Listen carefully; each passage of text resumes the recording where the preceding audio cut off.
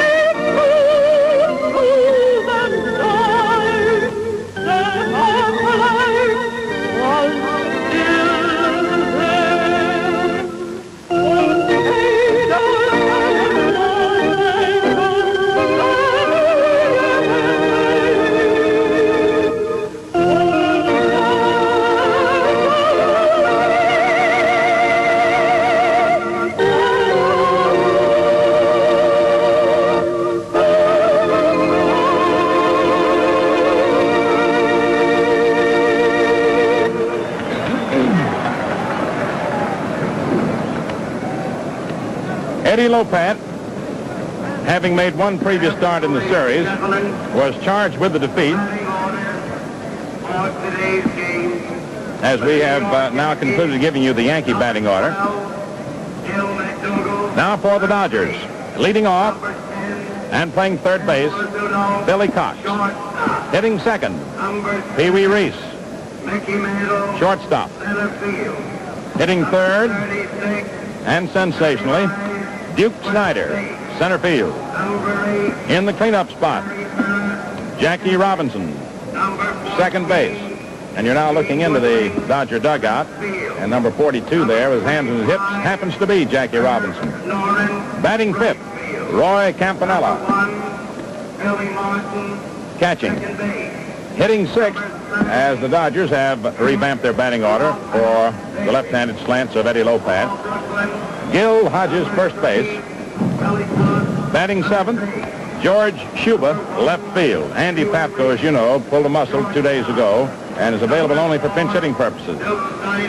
Batting eighth, right field, Carl Thurrillo. And in the ninth spot in the order, pitching, the brilliant Joe Black, who has won one and lost one. This program is authorized under television rights granted by the Commissioner of Baseball solely for the entertainment of our audience. And any publication, reproduction, or other use of the pictures, descriptions, and accounts of this game without the express consent of the Commissioner is prohibited.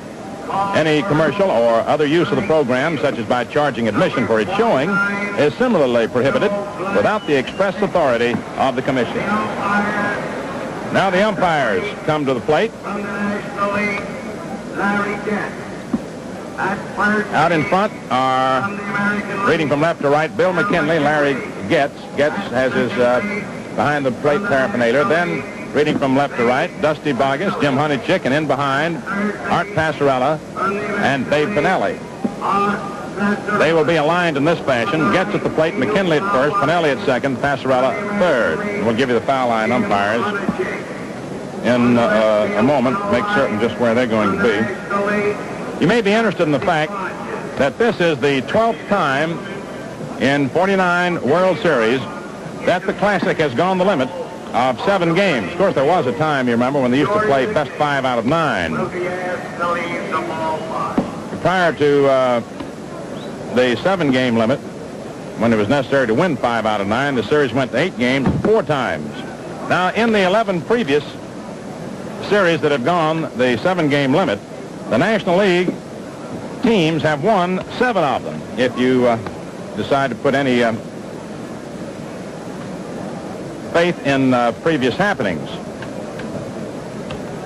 Now, the bullpen for both teams will be active right from the very beginning, most likely. Preacher Rowe is down in the Dodger bullpen. He's not going to warm up as yet, but he's going down there. He'll be ready. And most likely, you'll see both bullpens flaring up immediately that either of the starting pitchers shows the slightest sign of weakening. So many of you sports fans are also Gillette fans that we take real pleasure in telecasting top events, such as the World Series, football bowl games, and Kentucky Derby as they occur throughout the year. As the managers put it, There's no more baseball till spring training. So everybody will get into the act that is needed if they can be of any use. Casey Stengel had quite a problem to wrestle with. Eddie Lopat throws stuff. There goes the Dodgers. There go the Dodgers out onto the field. He's a stuff pitcher and depends for his effectiveness on superb control. He'll have to face a lot of right-hand batters. And they prefer to pitch Lopat in a larger ballpark, larger in its general depth all the way around. That is why, for example, among other reasons, that Casey Stengel held Lopat out to open at Yankee Stadium. He had hoped to bring in Reynolds today to face Black for the third time to have the duel between these two great right-handers. But yesterday, Casey didn't have any opportunity to wait for today. He had to come in with something yesterday in order that he might even be around here today. So we're all set. The scene is set.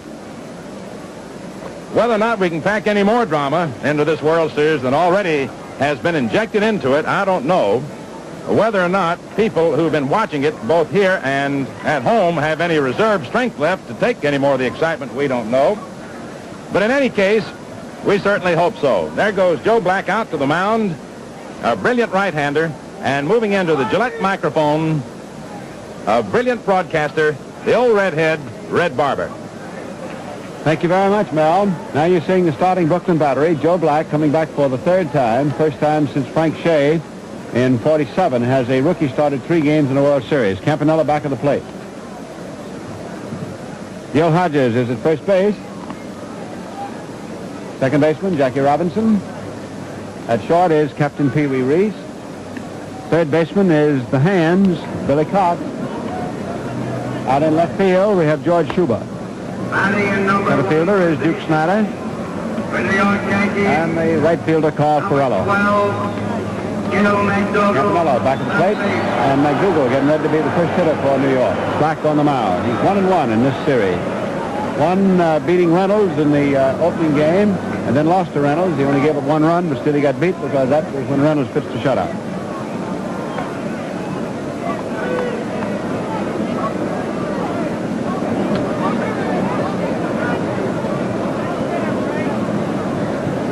McDougal, 3 for 20. And so here is the whole baseball year finally pointed up to one single ball game.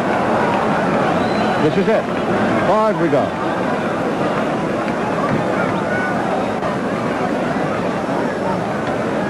Bill Dickey, coaching at first base for New York. Frank Crosetti is the third base coach. And here's the first pitch. It's a curveball hit medium speed to short. Reese, Hodges, and 1 out.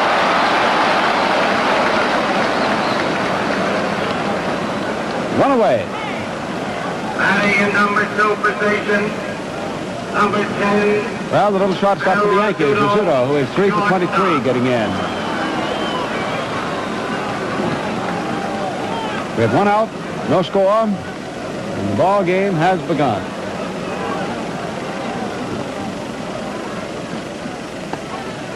Call strike. Barry Getz back at the plate working balls and strikes. As manager Stengel, he spent yesterday, especially the late innings, standing in front of his bench, and he's starting out that way today. There's a bunt up toward first base. Hodges fields the ball and makes the put out on Rizzuto, tagging him. So Rizzuto bunting for a base hit is out. The first baseman unassisted, and 2 are gone. Rizzuto may have hurt his right knee a little bit when he went into that slide, trying to avoid the tag. Batting in number 3 position, number 7, Mickey Mantle, center fielder. Well, here's Mantle, who's had a great series. He's 8 for 24. His home run was the differential yesterday as the Yankees evened the series at 3 games apiece, winning 3-2. Mantle is switch hitter, as you know. Ground ball is hit foul outside first base. Mantle gets down the line. He can run. No balls, 1 strike. The Yankees are trying to win a 4th straight World's title for the 2nd time in their history. The Dodgers are trying to win their first, and this is their 6th opportunity at it. And it all hinges on today's ball game. There's a high foul out of play. Joe Black is one of the most interesting careers that you could study. The big fellow was a rookie at spring training camp, and so little was known about him that he was not, now get this, he was not on the regular roster of the ball club. You will not find him in the National League Green Book. The spring training camp roster. That's how little known he was. And he came on slowly relieving. He was almost strictly a relief pitcher. This is his third start in the World Series, or one more than he made in the regular pennant race. Pitches high. Ball one. 1 ball, 2 strikes. Black did not start at all until the closing week of the pennant campaign, when he pitched the game in Boston, which guaranteed the Dodgers no worse than a tie. Curve, strike 3. And he strikes it out. Low inside hook.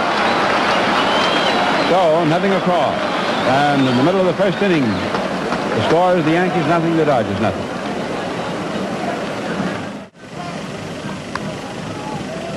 Eddie Lopat takes the mound for the first time at Ebbets Field in the series. He started and lost to Preacher Rowe in the opening game at the stadium, which was game 3 of the series. Number 3, Billy Hunt. Now to meet the Yankees, we have Johnny Mize at first base. At second base is Martin. Shortstop is Rizzuto. As our camera flips over there, there is Phil. Third baseman is McDougal. Woodling in left field. Mantle is in center. Right fielder is Norin. Billy Cox first up, and Berra is the catcher. Curveball over for a foul strike. According to the records we've been able to put together, Berra is establishing a new record for the most putouts by any catcher in the history of a World Series. The record, we believe, was 51. He has 52 as we total them up. Billy Cox takes from the outside. Ball 1. Cox is 6 for 22.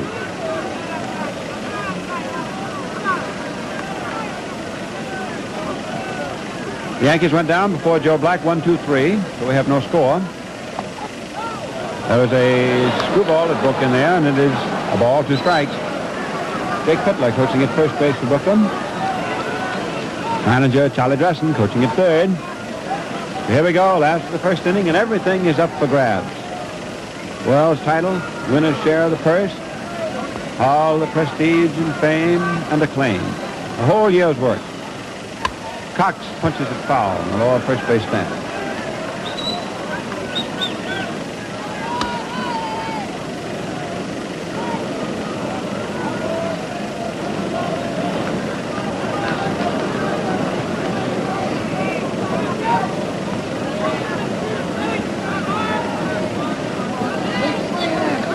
Lopat, stocky left-hander. Cox swings at a sharp curve. The ball is dropped, picked up, and the tag is made on the hitter by catcher Berra. Number 2 position, number 1, Pee-wee Reese, shortstop. Well, Reese yesterday, for the first time in the series, won a game without getting a base hit. He has 9 hits for the series. He and Snyder each have 9. Snyder has become, of course, the hitting star. Reese is 9 for 25. They have nothing but 4 outs in the game. There's a quick curve in for a call strike. The wind is blowing in very briskly at about 20 to 22 miles an hour, and it is coming in from left field. Pitch is low inside. Ball 1. This is a pitcher's wind today, as it will hold up balls that might otherwise be hit out of here. It may have been another factor in Manager Stengel's decision when at 25 minutes past 11 this morning, he said, "My man will be Lopat." He did not say until then. 25 after 11. A bunt. Foul across the third base line. McDougal retrieves the ball, throws it back to the mound.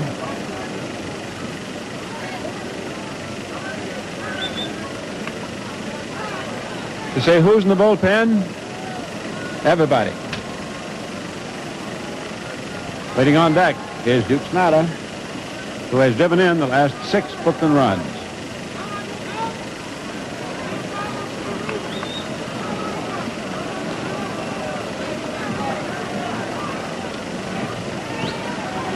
One ball, 2 strikes. Pounding ball wide of third. McDougall up with it nicely. And it's a bad throw. And it hits Pitler, the first base coach. It hit Pitler, the first base coach. And friends, this is my 23rd year in this business, and I've never seen a baseline coach hit with a thrown ball before. As just another example, anything can and probably will happen at Ebbets Field. There's Pitler rubbing the back of his left leg where the ball hit him.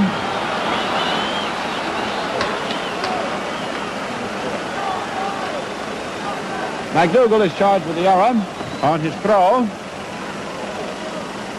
And Reese is on, and Pitler, I guess, is glad to pay the price.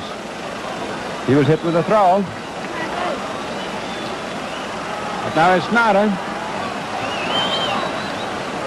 Bunts, foul.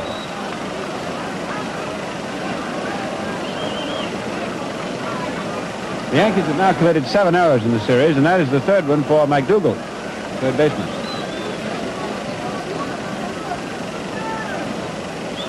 Snyder hit in both of Brooklyn's runs yesterday with home runs.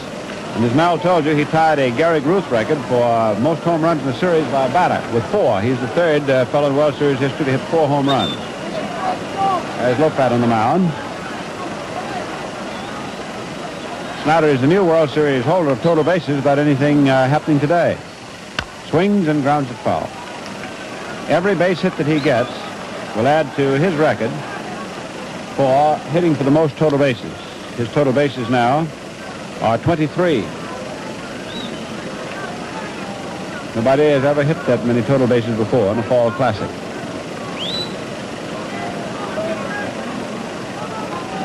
All right, no score.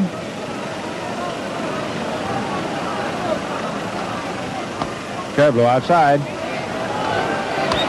1 ball, 2 strikes.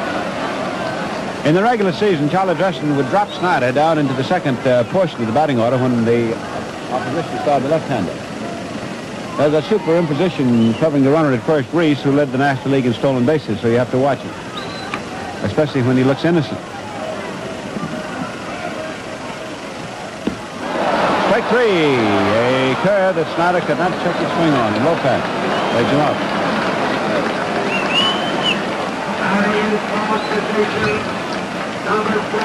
Jackie Robinson has not had the World Series that he had hoped to have. The plain facts of the case, if Snyder had not been hitting, the Dodgers would not be here today. The Yankees would have won it because Robinson, Campanella, and especially Hodges, also Ferrello and Patco. In other words, the strength, the right-hand hitters who carried the Dodgers to the pennant, the power boys, have been stopped. The Yankee pitching has certainly been rough on the Brooklyn right-hand hitters, except for Reese. Another throw to first. Lopat watching him. Naturally, the threat to steal is a big one with 2 out. Robinson swings, lines it to left center field, and it is a nice running catch by Woodling. That saved the run.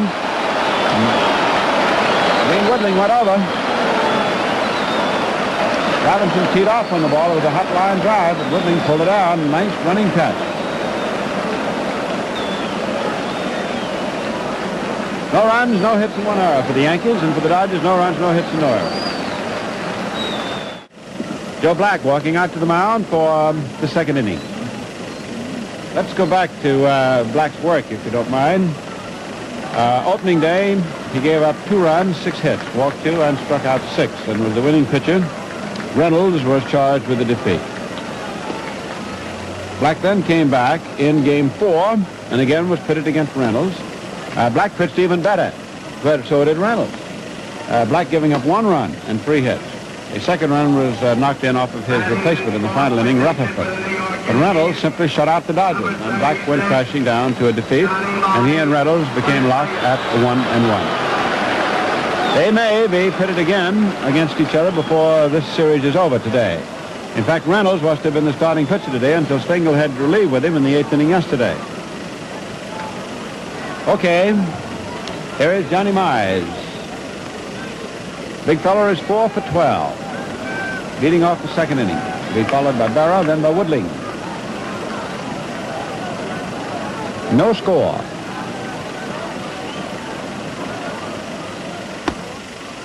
Fastball high for ball one.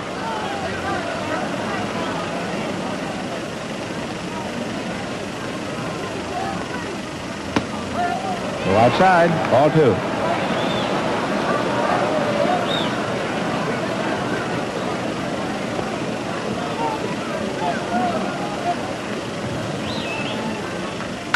Ground ball is hit foul outside first, 2-1.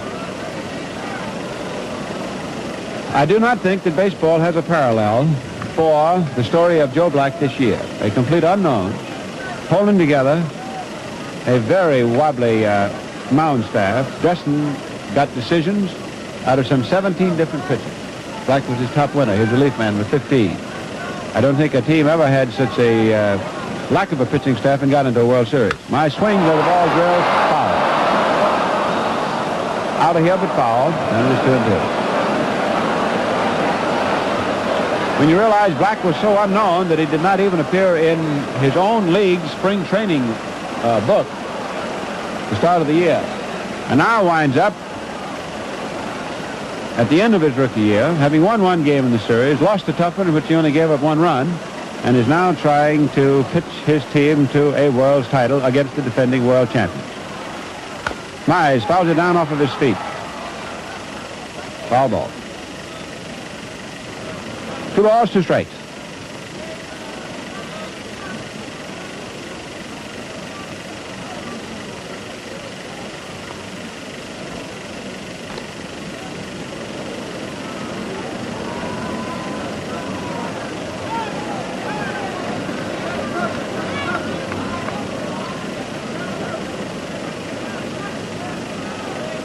Two of the big men in the series facing each other.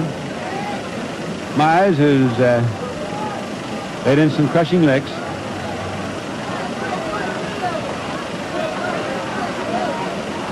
Fastball high outside, ball 3, 3-2.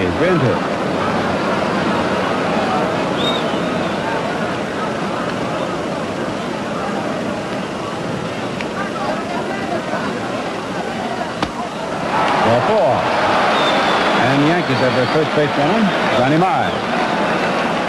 Moves ponderously down to first, as you see. Yankee catcher number 8, Larry Barra.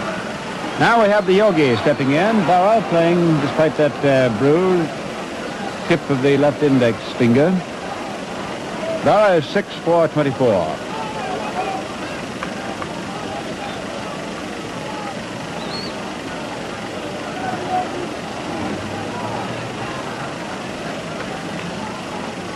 A high pop-up. Going out into center. Snyder coming in. Takes it for the out.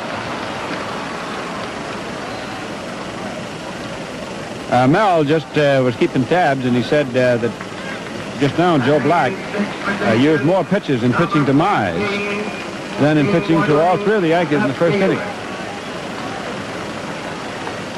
Now we have Gene Woodling, who just made that fine catch. Well, you don't know how important that catch was he just made. It certainly saved 1 run. And you don't know what might have happened. It might have saved the series. Who knows? We will see. In fact, this is the day that we're all going to see. Curve on the outside, ball line. Gee, when you think about it, friends, it's almost remorseless, isn't it? Here are a team that's been years and years being built in the process. Kids scouted, sorted, checked, farm system. Over for a call strike. Year after year of grinding competition up through the minors to the majors. Teams welded, starting at spring training camp. And here we are, everything hinging on one ball game. A high fly ball into left center. Schubert takes it, and 2 men are out, and Mize holds it first. In 7th position, Here is Norin. number 25, Irv Norin, right fielder.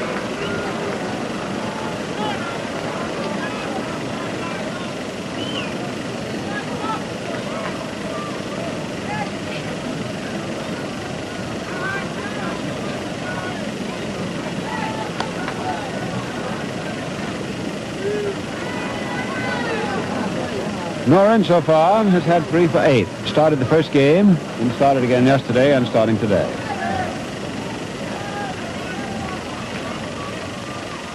A high fly ball into short right. Here is Ferrello moving under.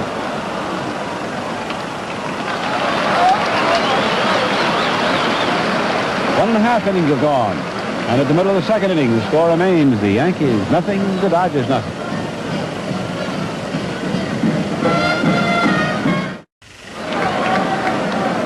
Eddie Lopat is ready to shove off now for the last half of the second inning. There's no score, with no runs and no hits. Lopat was plagued the early part of the season with a bad arm, but he came around all right, won 10, lost 5. His World Series record, 3 victories and 1 defeat. His first defeat in Game 3 of this current encounter. Well, here is Roy Campanella, who is 4 for 24 and has been a singles hitter. He's supposed to be one of Brooklyn's big power men.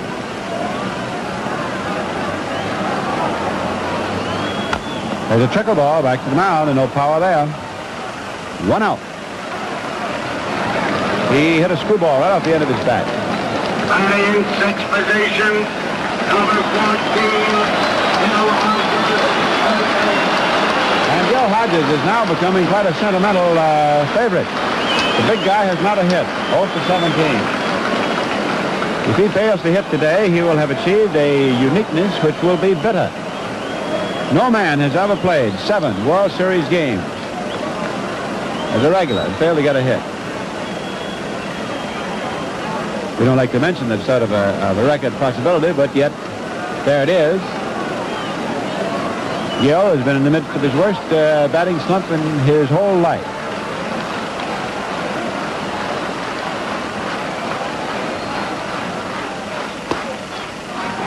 There was a slider curve, high outside, ball one. Lopat very tricky.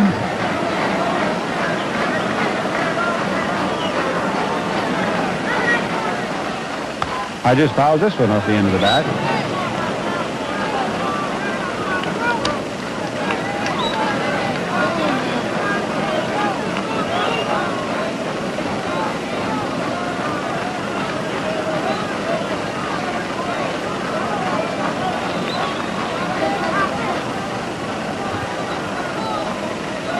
One and one. 1 out. No score. The sun is now getting through very well. Hodges swings at a long fly ball. Mantle backing up. And makes the catch. So that's the best ball that Gil has hit in the series. He hit it a long way, but straight away. Now we have 2 out. Batting in 7th position, number 8, George Schubert, left fielder. George Schubert is 2 for 7 in the series. He doubled in the 8th inning with 2 out yesterday. That put the tying run, second base, and that is when Rashi was replaced by Reynolds, who made it stand out.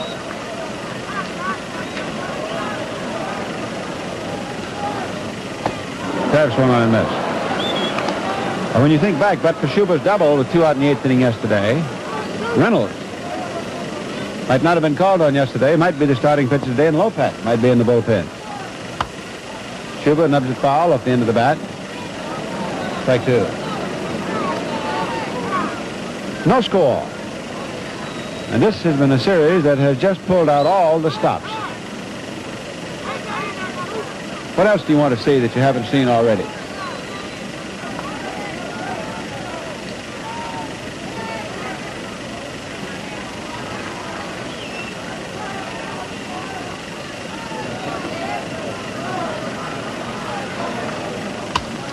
Base hit through the middle. First hit of the ball game.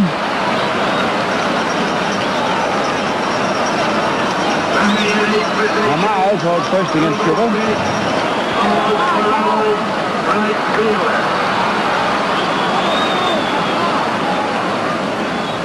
Batter is to be Ferrello, who is 4 for 20. The Dodgers were poisoned to starting left-handers all through the National League race. However, the Yankees in reply say that Lopat is not an ordinary left-hander.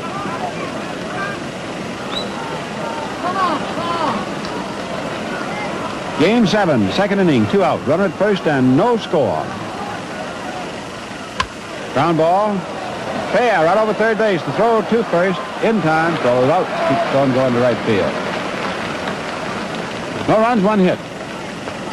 So at the end of 2 innings, the totals, no runs, no hits, and 1 error for the Yankees. No runs, 1 hit, and no errors for the Dodgers. Now a whole year's work in the world's title in addition, all wrapped up with just 7 innings left. Billy Martin, second base. So it is getting tighter and tighter.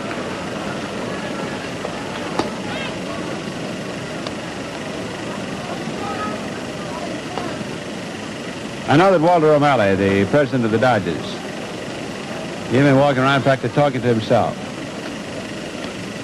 I know that the O'Malley has been talking to the little men. But whether they've answered him back or not remains to be seen. Dan Topping, of course, is a great deal calmer. He's had his Yankees already win for him before. But now it's Billy Martin. Curveball on the outside, ball 1. Now looking at Vice Presidents Bavasi and Thompson, and there is Walter O'Malley. Get the cigar. Pitch is over for a called strike.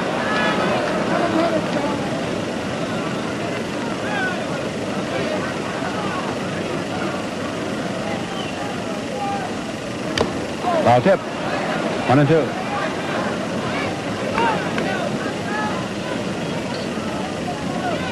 The Yankees have won 14 world titles, lost 4. The Dodgers have lost the 5 previous World Series they've been in. This one is to be decided right here and now. In fact, it is in process.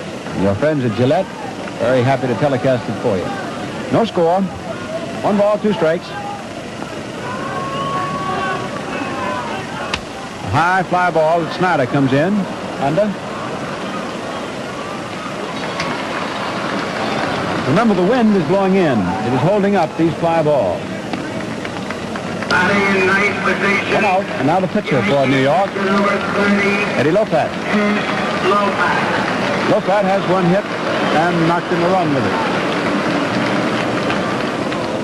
Pretty good hitting pitcher.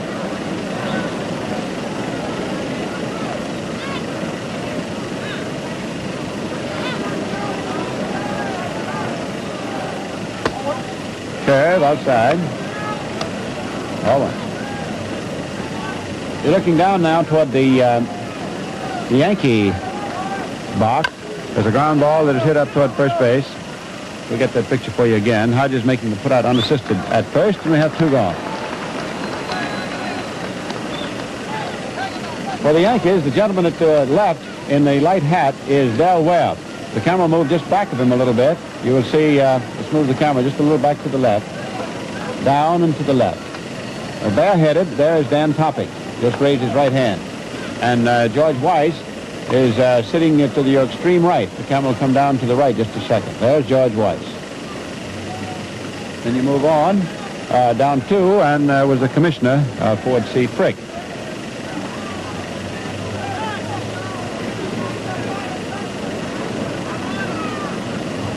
There's McDougal leading off. 2 down. Black's curve is inside. Commissioner Frick is not feeling well today at all. In fact, he said that he feels so bad, he was ill all evening, that if this were not the decisive game, he wouldn't be here. Cox, Hodges, again nothing across. And as we get to the middle of the 3rd inning, the score is New York, nothing, Brooklyn, nothing.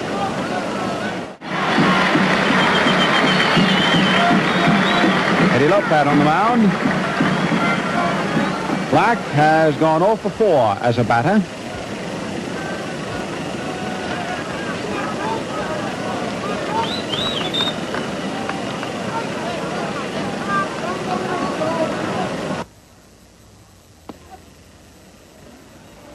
Serve is over. Ball strike.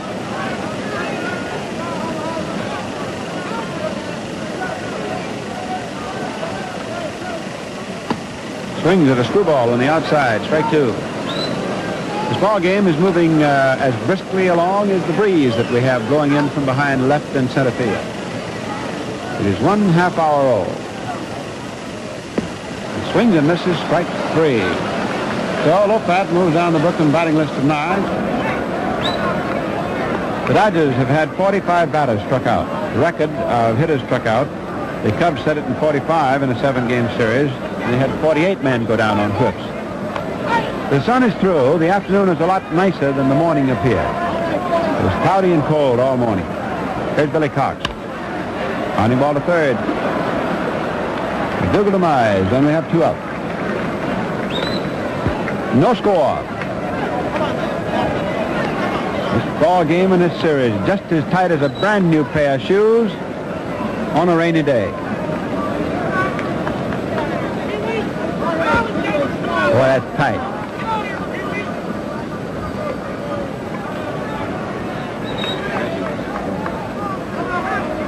Well, here's Pee Wee Reese.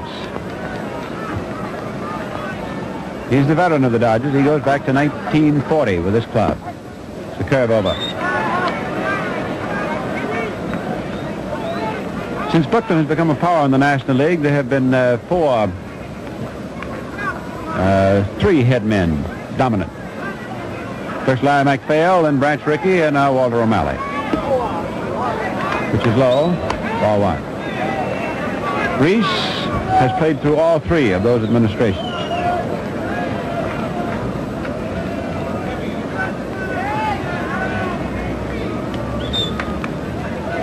Ball and a strike. Lopat getting ready.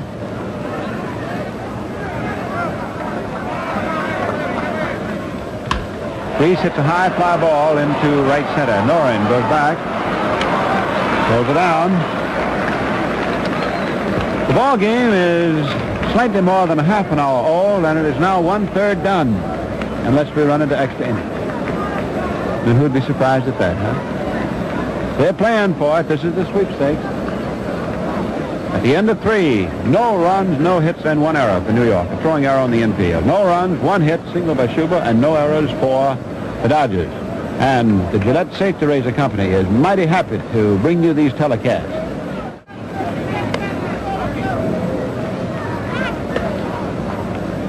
And here is Joe Black.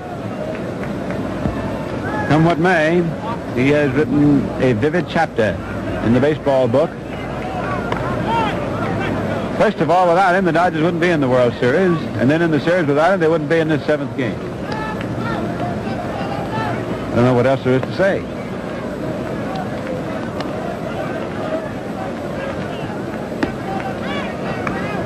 Campanella throwing through. Robinson tossing it on to Reese. Throw down to Cox. Ball brought into the mound.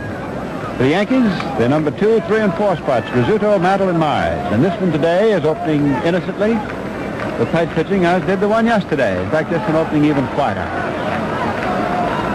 If there's going to be a storm, I guarantee you that they'll tap the pea patch before the day's over.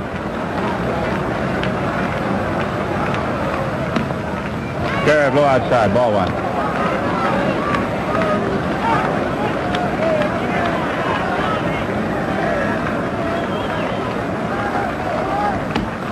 Ball strike. Joe Black has now pitched 19 innings against the Yankees and has given them an aggregate of 3 runs.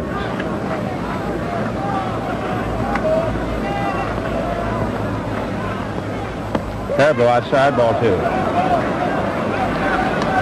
He, in 19 innings, has given the Yankees, let's see,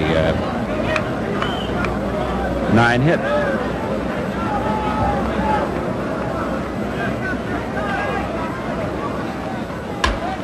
Base hit. There's the 10th one off Black, and the first one today, and Rizzuto is on his way for second.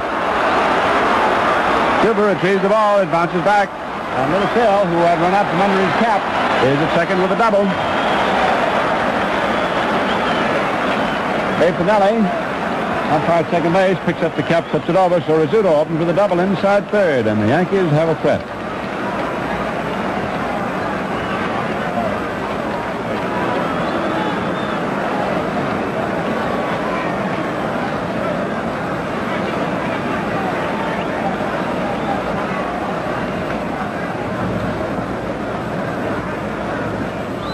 Down in the left field corner where that double went, a spectator leaned over and tried to interfere with the ball. He did not.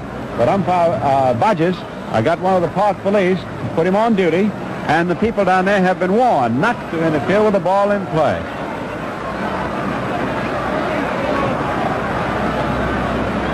But now it's Mantle. Nobody out.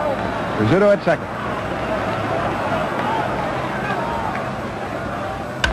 Pounding ball to first. Hodges steps on the bag. Mantle is out, and Rizzuto moves over to third. The Mantle goes out and gets the first run of the ball game over to third base.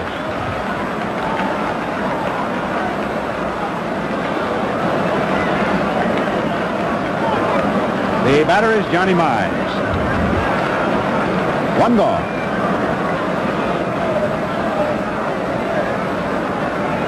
Larry Getz, the ball and strike umpire. Campanella is the catcher. Mize walked in the second inning. The only Yankee to get on except Rizzuto, who's now at third. Low across the kneecaps. Ball one.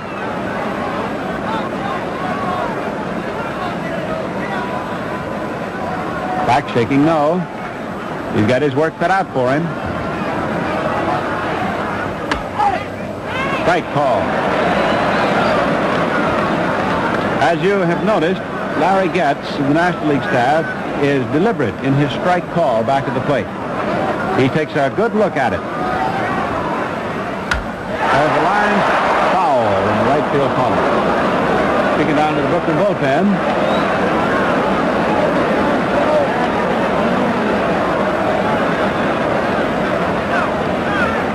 One ball, two strikes.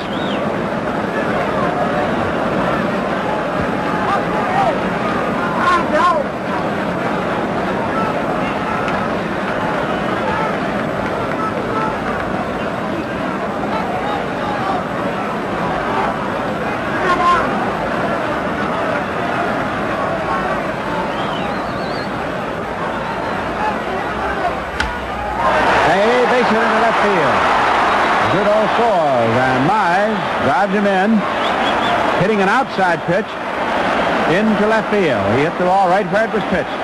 Reached across the plate. I think he reached out of the strike zone to hit it. And it's a line single, and the Yankees lead 1-0. So, Big John Mize.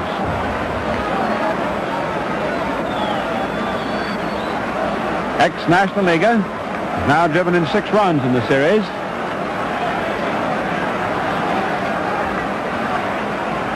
Batter is Berra. Curve over for a call strike. This run for the Yankees is their 4th in 19 1/3 innings against Black.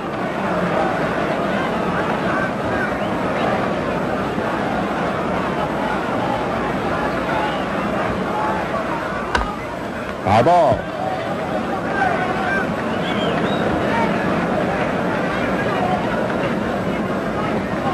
Nothing in 2.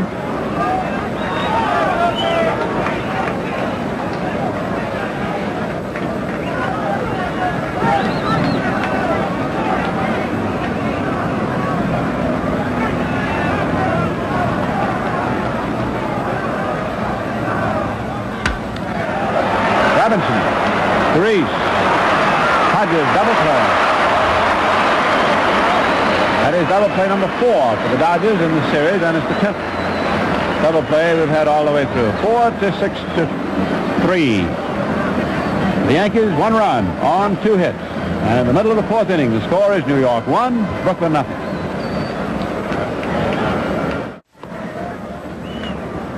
Into the last of the 4th inning. Lopez getting ready. The Yankees ahead 1-0.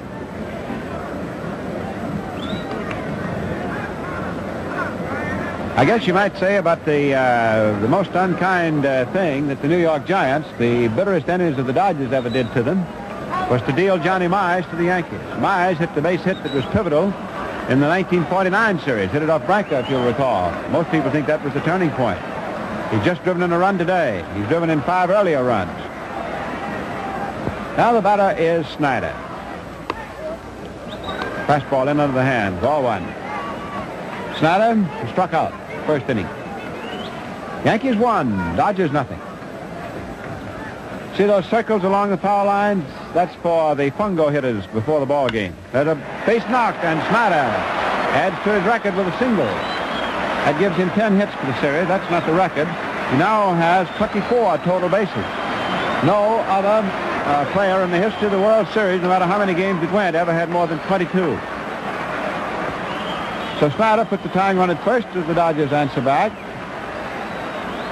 This is hit number 2 off Lopat. The batter is Robinson, who was robbed of an extra baser by a fine catch by Woodling in the first inning. Robinson 3 for 20. That was a quick curve over. Strike 1. Come on, Jack.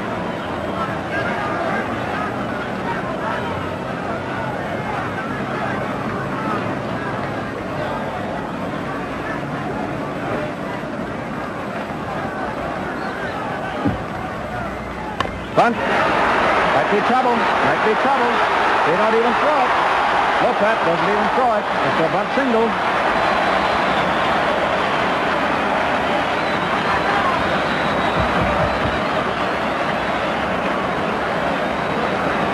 So Robinson bunts to the pitcher and bunts it so neatly that he moves Snyder to second, puts himself on at first, and Lopat does not even throw. And the Yankee bullpen is going to work on direct orders from the bench. And out to the mound is stepping number 37. That's the skipper, the old professor, Casey Stengel. So Lopat's in the jam. Allie Reynolds is getting up in the Yankee bullpen. You saw a player standing up out there. There he is now. He's going to do more than stand up. He's going to start working that right arm. Allie Reynolds. Well, the ballpark has come alive. The ball game has suddenly yanked another emotional string.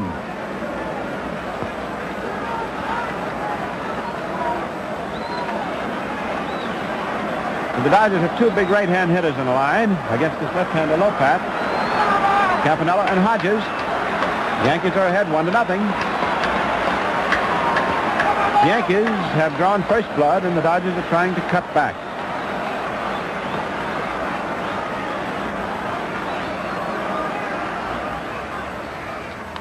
Foul ball off the end of the bat. Campanella hit right back to the mound in the second inning, a little dribbler. So Lopat taking his time. We don't have to throw a camera down to the Yankee bullpen. You can just rest assured that Mr. Reynolds is on duty.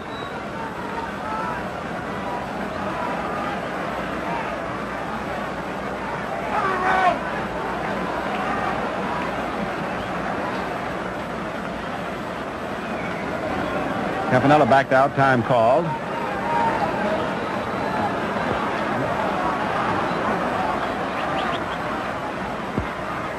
But up toward third, might be trouble again. The bases are loaded. It's a bunt single.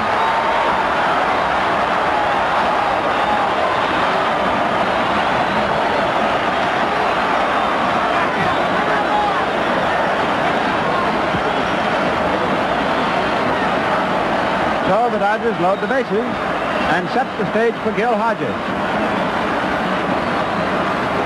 Hodges is given a word of guidance and assurance by manager Dressen. And now Casey Stengel is on his way out to the mound. I don't know whether Lopat is going to pitch to Hodges or not. Let's wait and see.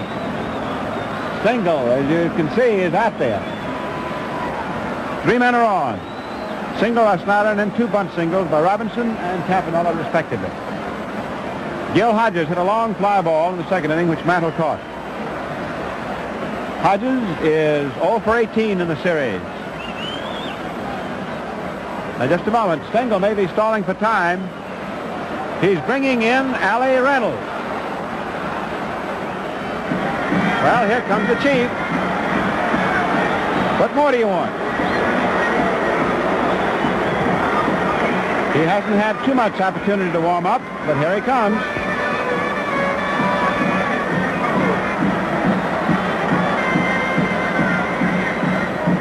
Reynolds, who's won a ball game, lost the ball game, and saved the ball game in this series for the Yankees.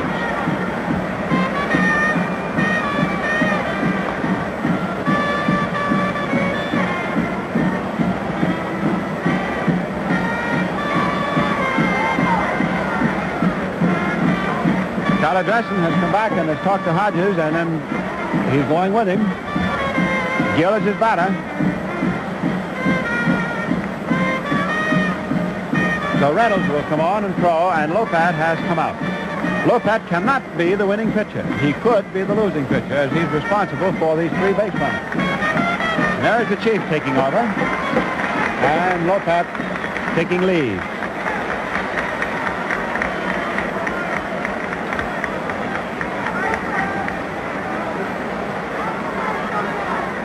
It's a long, painful walk to come off that mound. He's been knocked out. Reynolds getting ready. Mel and I were asking him before the ball game if he had hurt his back yesterday in the 8th inning. He said no, he didn't hurt the back. He just seemed to give himself a pull. His spikes pulled. He said he's ready. He poo-pawed any idea that he was hurt.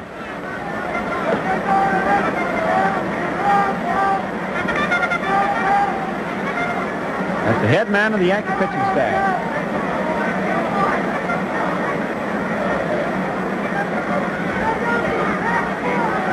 So we've now got Black and Reynolds in a ball game again. That's the way we began. Looks like that's the way we're going out. The Dodgers, as customary to say around here on the banks of the Gowanus, have the bases FOB. They are full of Brooklyn. Nobody out. Bill Hodges looking for his first hit, as well as his first run batted in the series. And he has grown to be quite a sentimental favorite because he's become such an underdog. And the odd thing is that he's the fellow that led the club in home runs and in runs batted in.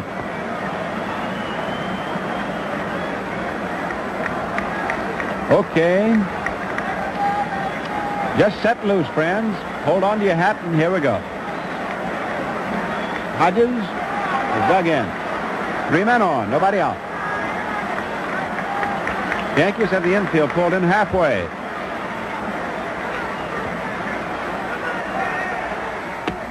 High inside, ball 1. Snyder is the runner at third. Robinson at second. Campanella at first.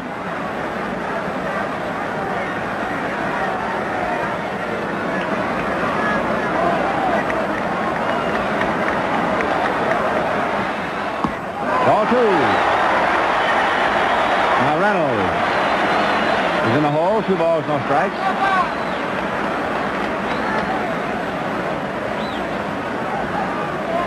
Yankees leading 1-0. Last of the 4th inning.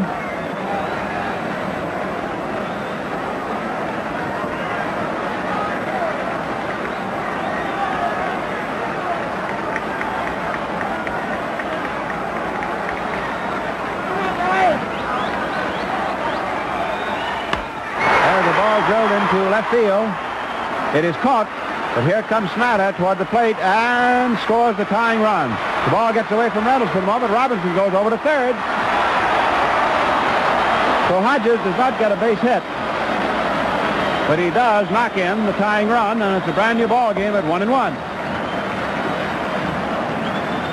The throw gets away from Reynolds. Gets away from Berra at home plate. Reynolds recovered it. Robinson advances over to third base. But for Hodges, that is a run batted in, his first of the series. And it's a brand new ball game tied at 1-1. Snyder scoring it. The run is charged to Lopat, and the run is earned. Now we've got to find who the scorer awards the error to for Robinson moving over to third base. He did not go over on the throw-in.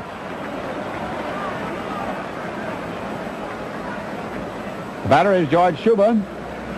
Run is at first and third. The error is charged to Reynolds, as the scorer ruled that the ball got away from Reynolds, not Berra. The error is charged to Allie Reynolds. Second Yankee error today. 8th error of the series. All right. 2 ball clubs even again, with the Dodger threat continuing here in the last of the 4th.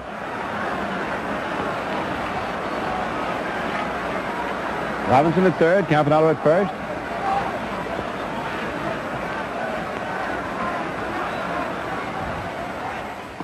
Schuber takes a curve low inside, ball 1.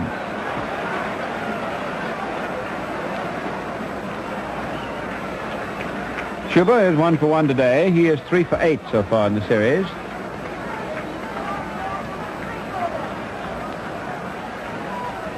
It is Reynolds and nobody. There is no action in the bullpen behind him.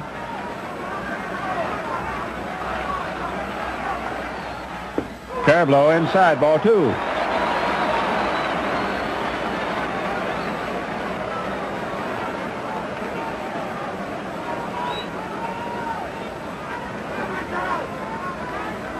Even up game, 1-1.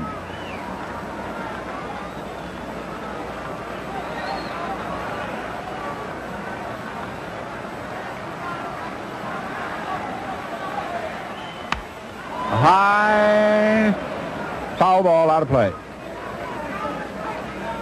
That's 2-1.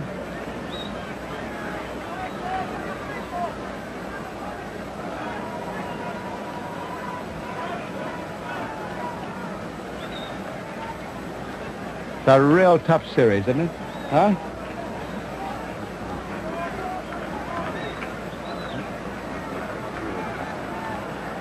Val's been looking back in his scorecard, and he says that this is Snyder's run here in the 4th is the first time he scored a run outside of when he scored himself with a home run. By the way, this is the first of 7 Brooklyn runs that Snyder hasn't driven in, although he did score it. All right, 2-1.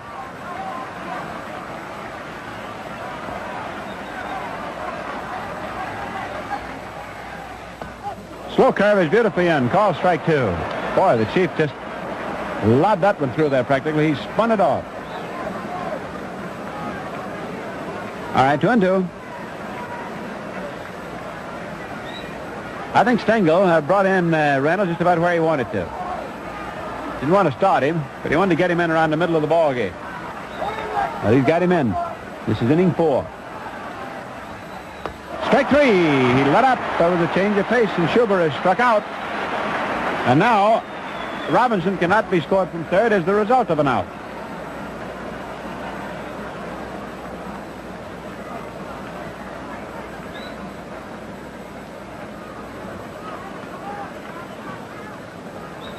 Reynolds has now run his strikeout totals to 17. Brashy has a total of 18.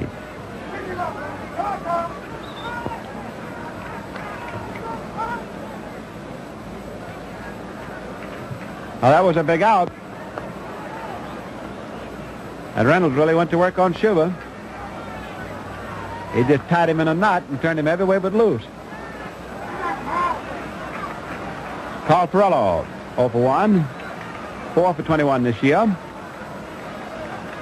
Remember, runners at first and third and 2 are out, 1-1 tie. Curveball, foul, outside. Outside third base. Passarella, umpire third, retrieving, throwing it out.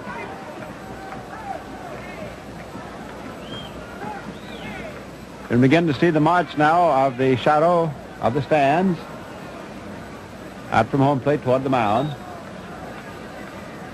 The irregularities at the edge of the shadow of men and cameras on the top of the stands, casting their shadows.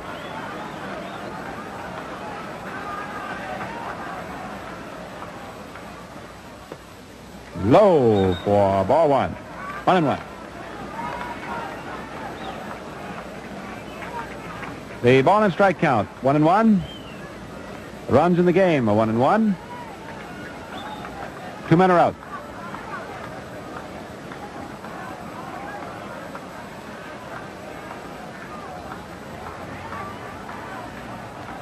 Robinson off third, which is high, ball 2.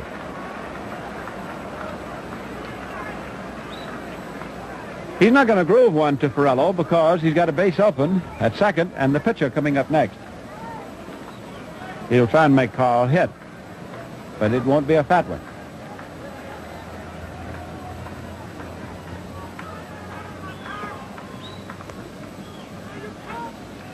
One tie. This is game 7 and out.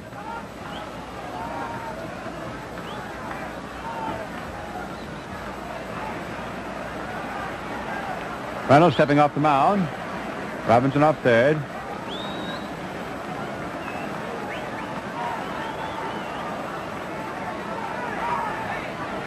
Jack can't lead off too far because Reynolds is not pumping. He's got to run at first base, and he has to come to a stop position. Campanella at first, Robinson at third.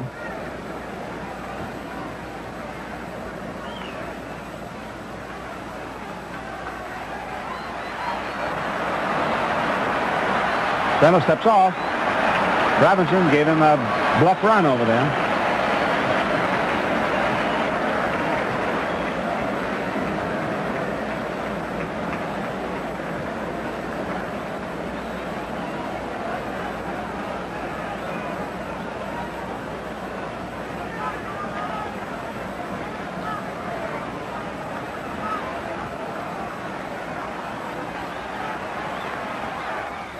Ball 3. 3-1. Had that one under the hand. Perello looking to dress him, but I imagine that Charlie has had the hit up there for Carl all the time to hit when he wanted to. 2 out and the pitcher coming up next. Rather have this fellow swinging. I mean, I think you'd figure that out. Don't have to steal any sign to get that one. Fouls it off. Going after a sharp curve. That was a slider. 3-2. Automatic run and hit now for Perello at the plate and Campanella, the runner at first.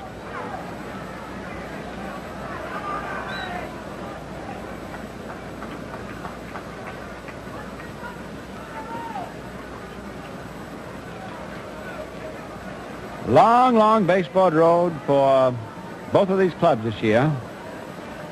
The road hasn't turned yet, but it's going to turn today.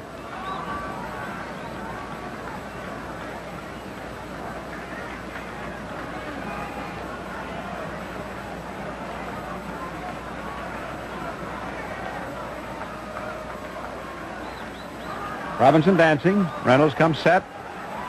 Curve hit down to third. Off McDougal's chest. He recovers. Throws to first in time. And Perello is out. McDougal almost had that one get away from him. He played it with his chest.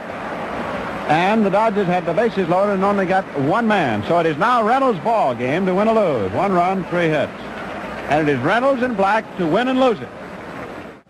Well, if there's no serious objection heard any place around, let's pause 10 seconds for station identification.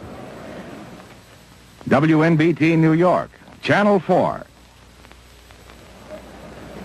you reaching out there? Yes, sir.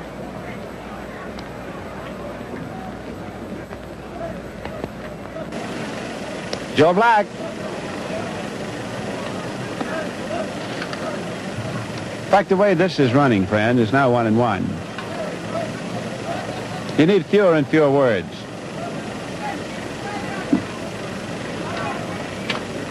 Black and Reynolds. The Dodgers and the Yankees. And here in the top of the 5th inning, it is Woodling, Noren, and Martin. Number 6, 7, and 8 hitters in Casey Stengel's batting card. Gene Woodling, who's made 2 nice catches out in left field, especially in the first inning off Robinson. 1-1 tie. 1 run, 2 hits, 2 errors for the Yankees. 1 run, 4 hits, no errors for Brooklyn. Black's quick curve is on the outside. Call strike.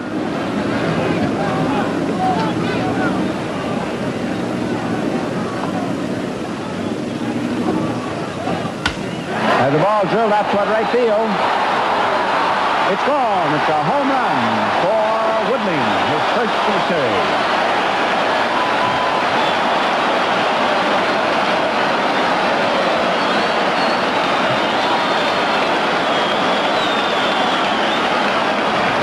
Gene Woodling belts a home run.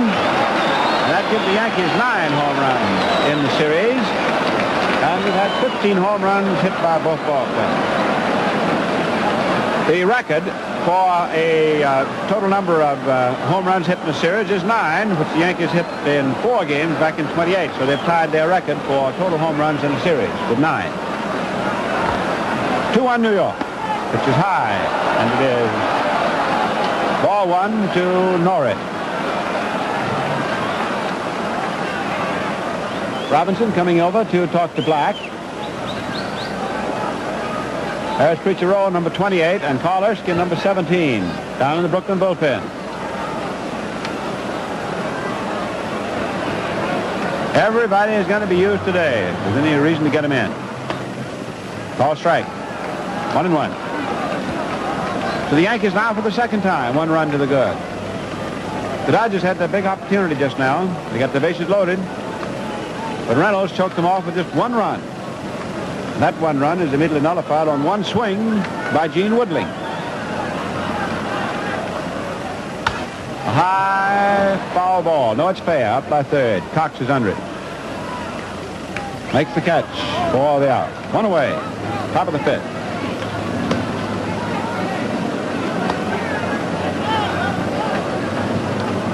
Billy Martin, the second baseman. He's 0 for 1 today.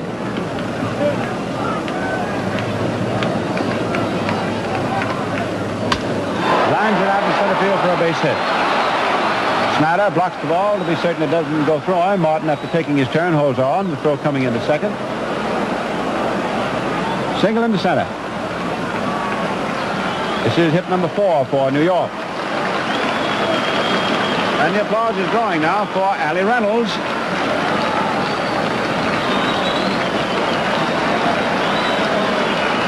There he strides. Fine athlete.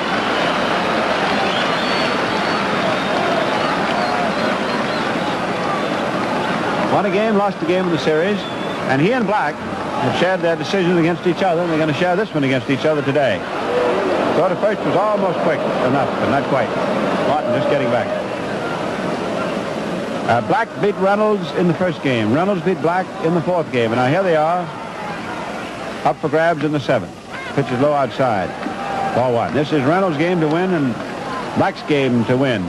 Reynolds to lose and Black's to lose. And the Yankees are ahead 2-1.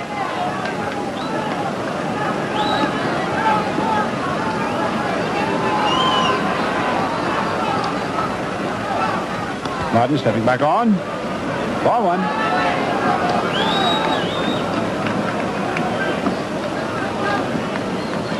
Full ballpark looking on at the full turn of the wheel today.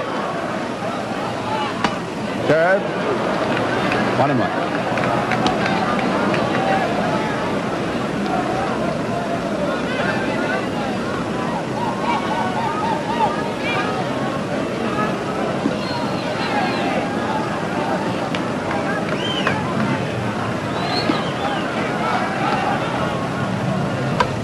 But foul.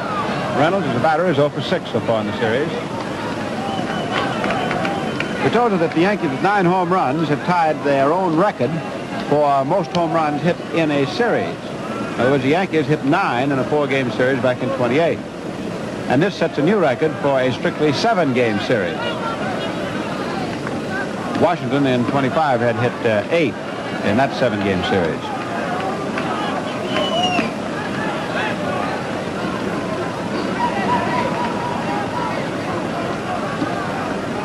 1 ball, 2 strikes. Ground ball hit to the right side. Play is to first base. Reynolds is out. Robinson to Hodges. Martin moves on to second. 2 gone. And McDougal, who is 0 for 2, steps in.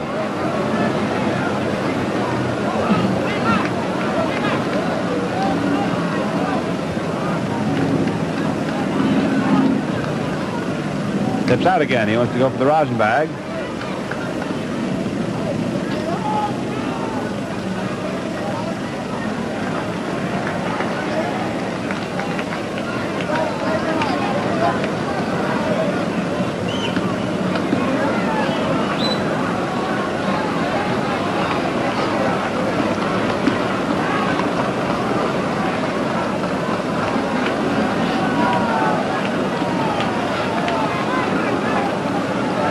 Yankees 2, Dodgers 1, 2 down.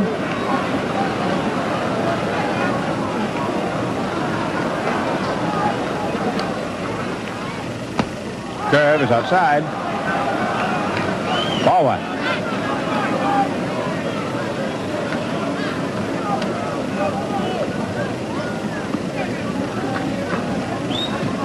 Campanella out there doing a little figuring with his battery mate, Joe Black.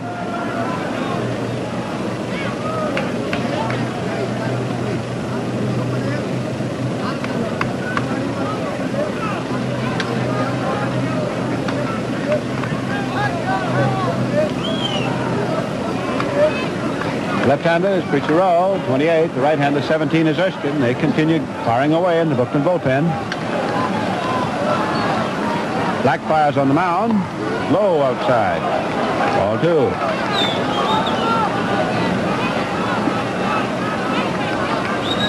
Barry Getz discards that ball.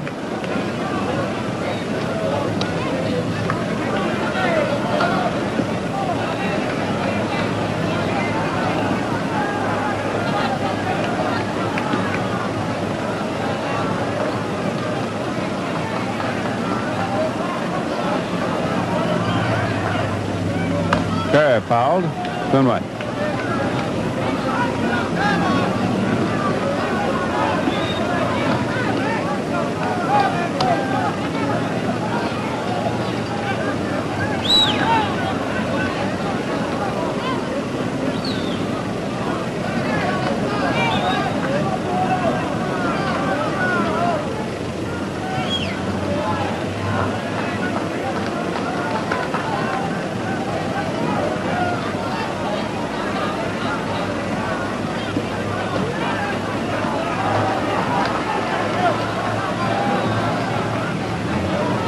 Curve.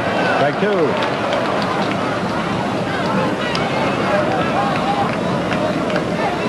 Run 2.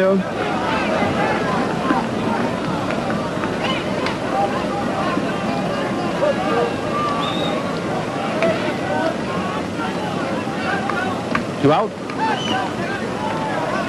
Yankees 2. Dodgers 1. This is for the marbles. World Series, whole year's work all wrapped up into now half a ball game remaining.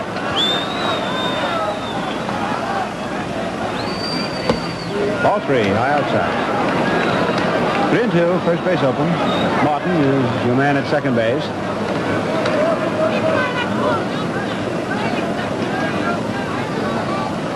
Black is being more deliberate than I've seen him at any time this year. He seems to be somewhat tired and gating himself and forcing himself. Being very careful, pitch by pitch. Has one hit right back of second. Robinson over to first. And that Dougal is up. 1 run, Whitling's home run. 2 hits. So at the middle of the 5th inning, score is New York 2, Brooklyn 1. My friends, here at Ebbets Field, Allie Reynolds, with the sun streaming down, is ready to move into the last of the 5th inning. And moving over to the microphone, one of the brilliant broadcasters of our day. It is always a real privilege and a pleasure to be associated with him at any time, especially in a World Series for Gillette, is Mel Allen. Well, how does this one look to you, Melrose? That pause was meaningful. That's one is tough to answer, Ed. Hello there, everybody. We're ready to go in the last of the 5th inning. Joe Black, the batter. Ball 1. It's a question of the abilities of Reynolds and Black to withstand the strain of their constant appearances in the series. Strike 1, fastball, 1-1. Black struck out in the 3rd inning. Chuck Gresson's had a problem several times in the series of his team being behind the pitcher leading off or coming to bat in that half of an inning. There's a bunt high and foul out of play down the first base line. A situation that revolved about Erskine, for example. The other day in that tremendous game Sunday at the stadium, he decided to go with him, and it worked out. In this instance, of course, while Chuck has men in the bullpen, this is his boy, Joe Black. And this is only the 5th inning. And so he has no idea about sending in any kind of a pinch hitter. It's in there for a called strike. And Black becomes the 2nd strikeout victim of Reynolds. Reynolds' 18th strikeout, 4 short of Hal Newhouser's a record for most strikeouts in a 7-game series, 22, set in the 1945 World Series. Billy Cox struck out, grounded to 3rd. Yanks 2, Dodgers 1, last of the 5th. Strike got the outside corner.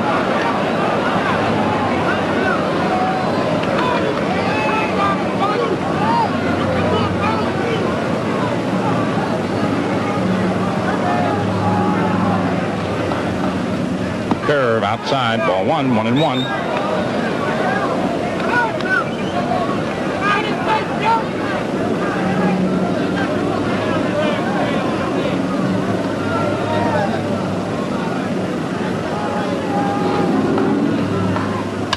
There's a high drive to deep right center. There goes Noren way back toward the wall, and it's going to be off the wall.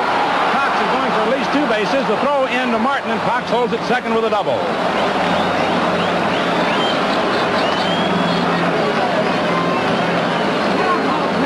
Cox lining a high drive off the wall in right center for a double.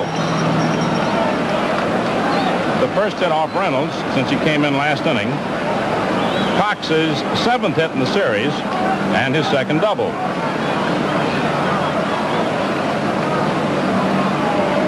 Thus the tying run is in scoring position with Pee Wee Reese coming to bat.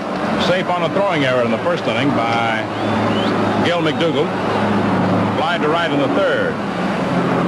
And on deck is Duke Snyder. 1 out. Strike. Slow curve inside below the shoulders.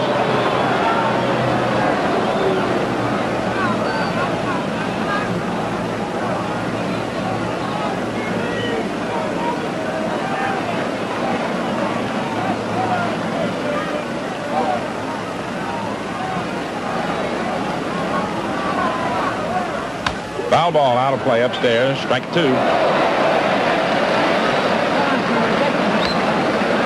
And the fans applaud the World Series patron who gets himself a souvenir.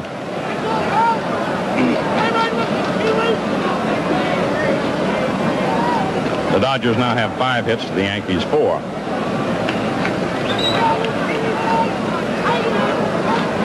No balls, 2 strikes, 1 out. Cox on second. Yanks 2, Dodgers 1, 5th inning.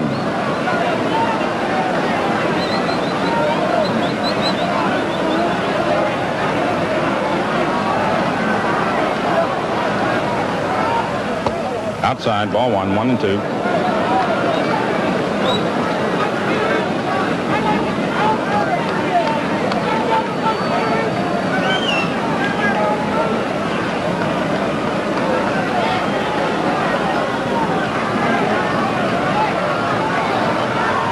Curve low, ball 2, 2-2. Slow curve.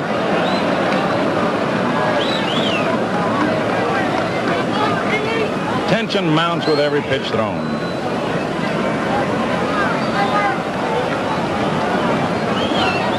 And there's no peak to it.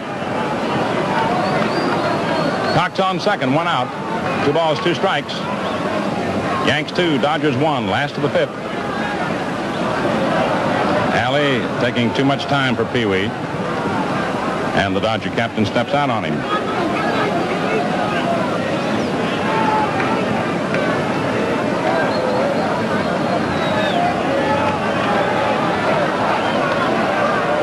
Reese takes high, ball 3.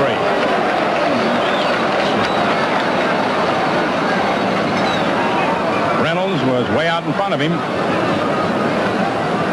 Then trying to get him to nibble. Has run the count out. The string is out. Full count. And the Duke on deck.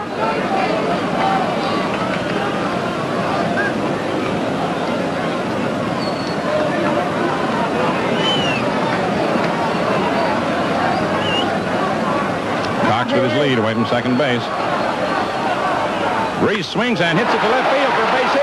Here comes Cox rounding third. He's on his way to the plate. And he goes in to tie it up. And there's Reese going down to second on the throw. And he is safe.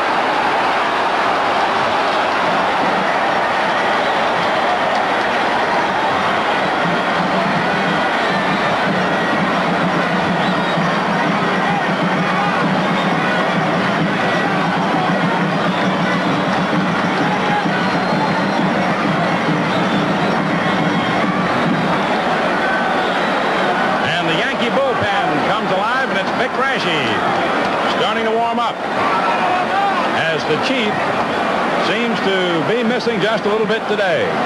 As we told you, it's a question of whether these arms can stand the gap. Woodling's throw to the plate was wide, and it gave Reese a chance to take second on the throw. Tie ball game, 2-2, and here's Duke Snyder. Struck out and singled. And Casey looking down to the bullpen. Ground ball wide, thrown to Reynolds, covering. Reese holds it third. Up comes Jackie. There was a situation where Mize had gone wide at first, and Reynolds had to get over as the ball got by Mize with Martin making the play. Now with Jackie Robinson up, line to left, and was safe in the fourth inning, beating out a bunt. The scorer now has decided to give Woodling an error on his wide throw that enabled Reese to take second.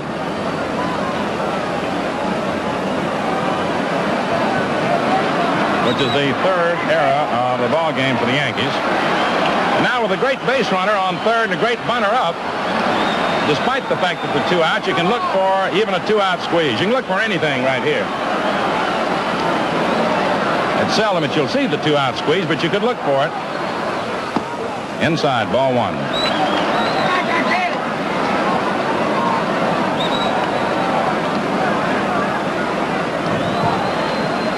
Reese on third, Jackie Robinson the batter. 2 down, 2-2, last the fifth.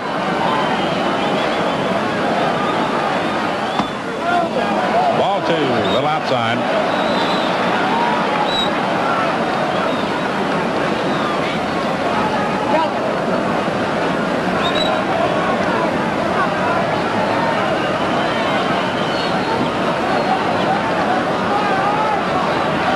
There's the bunt, but it goes foul. Strike 1, 2-1. So they did try the 2-out squeeze. He had the perfect setup for it. A great bunter, a fast man to plate, and a great base runner on third.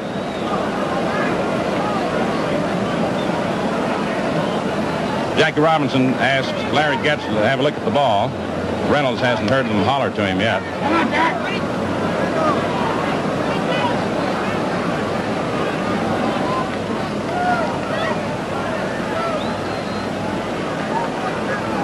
There is no sense in trying to pick out any more adjectives to try and indicate the greatness of this series.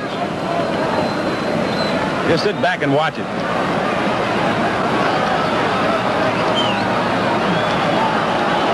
Reese on third. 2 balls, 1 strike, 2 down. Last of the fifth, 2-2 the score.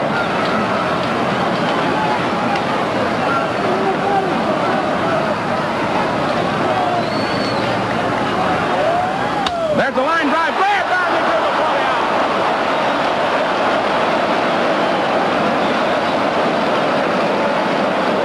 One run, 2 hits, 1 error, and 1 left on. And the score at the end of 5 innings, Yanks 2, Dodgers 2.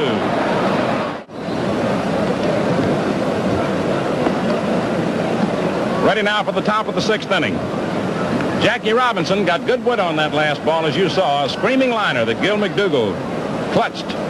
And our camera was on Gil, and just at that point, Robinson, who was headed for first, stopped short, did a sort of a jackknife with his feet, or a bicycle motion, threw his hands up in the air. He had done a remarkable job of getting a hold of that one, but McDougall did just as remarkable job grabbing it. Now in the Dodger bullpen, you see Preacher Rowe, the left-hander, and Carl Erskine, the right-hander, heating up. You got to have everybody ready now.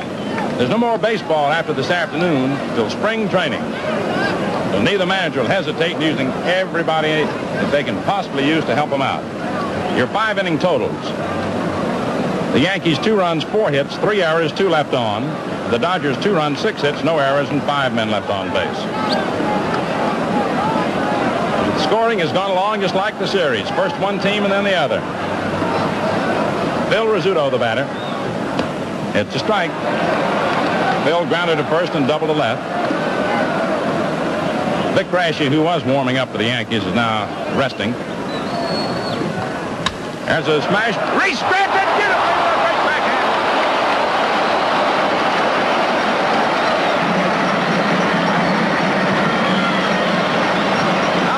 by play. The great Pee Wee. He and Rizzuto have shown you some tremendous shortstopping in this series.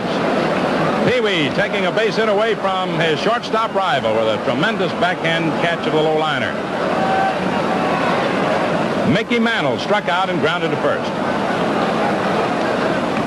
High, ball one.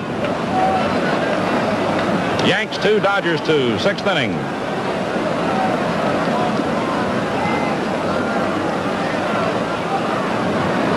High outside, ball 2. Joe Black pressing a little bit out there.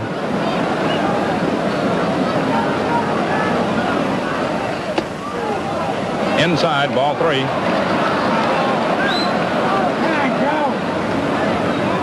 This is Black's 3rd start in the series and Reynolds' 4th appearance. 2 starts and 2 relief jobs. It's in there for a strike, 3-1. So the wear and tear may tell. Black 28, Reynolds 34. The difference in ages may be a factor. It may not.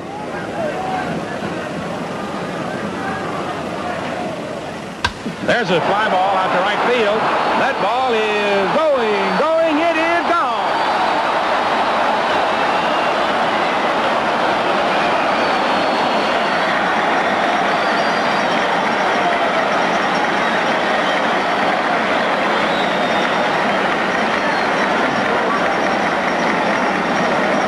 And the Yankees are back out in front 3-2 in the battle of the home runs. And there's Chuck Dressen over to water cooler. Contemplating this situation, looking down toward the bullpen now to see how the boys are coming. This series will go down as one of the greatest of all time. It will go down as the series called the Battle of the Home Run. High, ball 1 to Mize, way behind Campanella to the screen.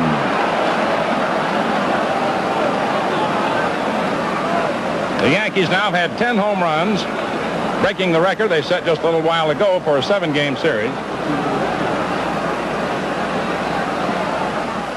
High, ball 2.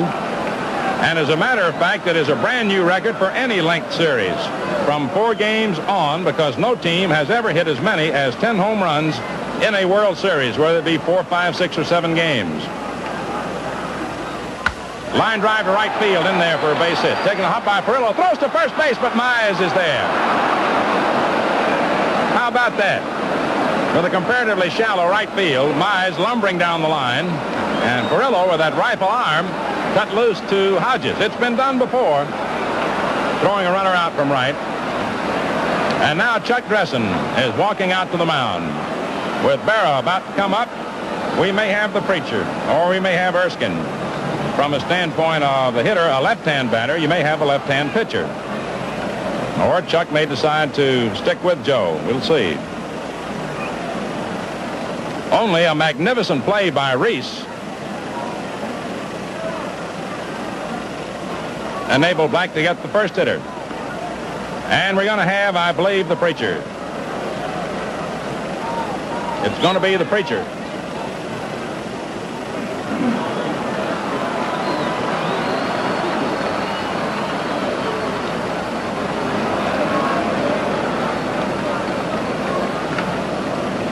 Attention, please. Now coming into pitch for the Dodgers, number 28. Preacher Rowe. Preacher Rowe coming in to relieve Joe Black. And Joe Black, as he leaves the mound, will be given a tremendous hand. He should. He has pitched magnificently in this series. So Preacher Rowe comes on. Joe Black will shortly leave. And Chuck leads the way, and a hand for Joe Black.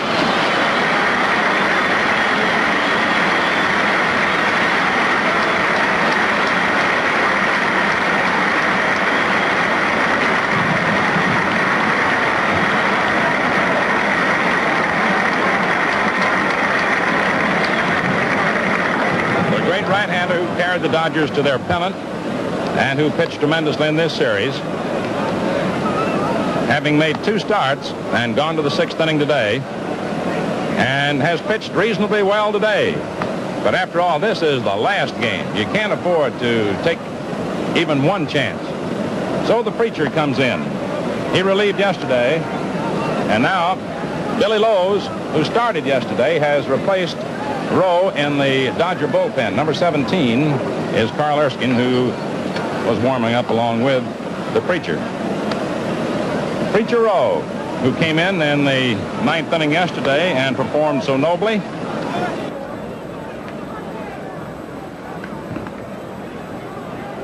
Came in the ninth inning yesterday with one out and got the side out. The bases were loaded. And he's coming on now to pitch to Berra. The Yankees, having hit 2 home runs today, have hit 10 in the series. More home runs than have ever been hit by any one club in any World Series from 4 games on. The two teams together have hit 16 home runs, more home runs than any two teams have ever hit in any World Series of whatever length. Yogi Berra takes the curve outside for a ball. Berra flied to center, grounded to second into a double play. Yankees 3, the Dodgers 2, top of the 6th. After a scoreless first 3 innings, the teams have taken turns in scoring one at a time, beginning with the 4th inning. Outside, ball 2, 2 balls, no strikes.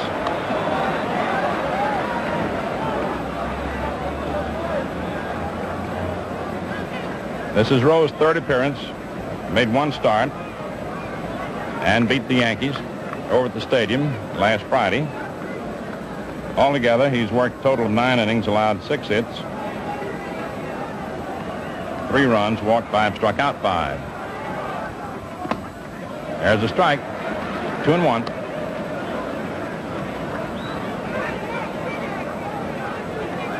In Rowe's lone appearance in the 1949 World Series, he beat the Yankees at the stadium 1-0. Mize on first, 1 out, 1 in, 6th inning. Yanks 3, Dodgers 2.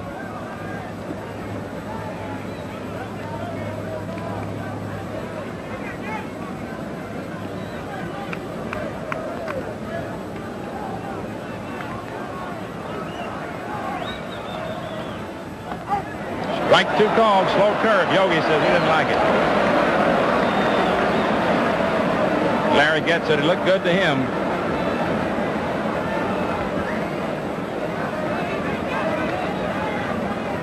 There's one thing you notice about Preacher Rowe.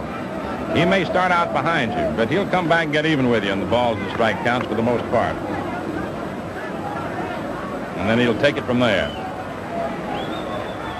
Foul ball back to the screen as he came in with the fastball inside. It might have been a screwball, I don't know.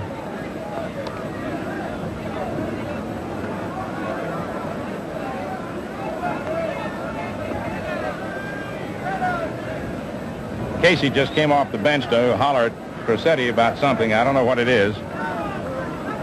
Casey is up and off that bench all day long.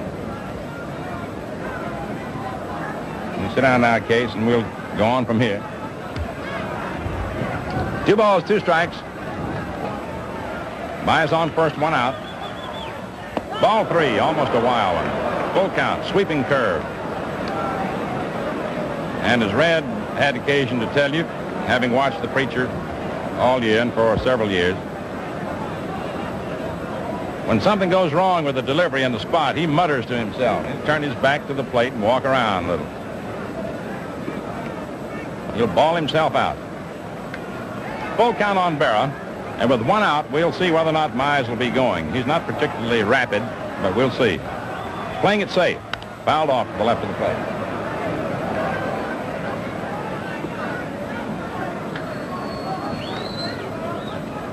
We'll double up on you with our cameras. We'll superimpose the situation at first along with the pitcher, so you can see for yourself whether or not Mize will play it safe as he did last time on the last pitch with the count 3 and 2 and 1 out, or whether he'll be running. Due to his comparative slowness of foot, he'll be easily doubled on a strikeout, so we'll see in any case.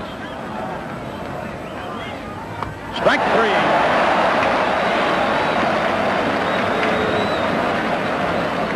Slow curve had him riffling and missing. And now you see the reason, among others, that Mize was not running.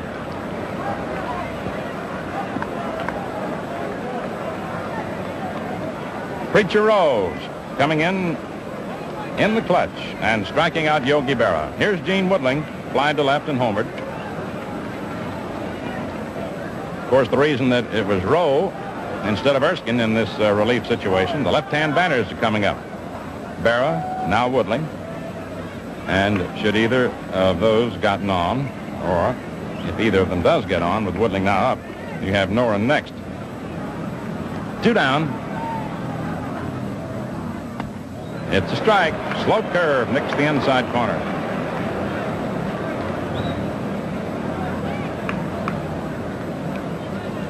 Yankees 3, Dodgers 2. Top of the 6th inning, 2 outs. Fastball outside, 1-1. Wasting the fast one to make the slow one maybe look even slower.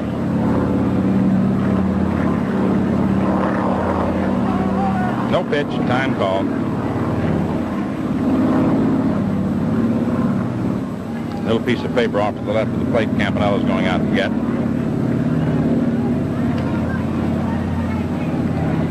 It's fairly cool today. It's top coat weather. But you can be sure that as far as those men on the diamond are concerned, it's mighty hot.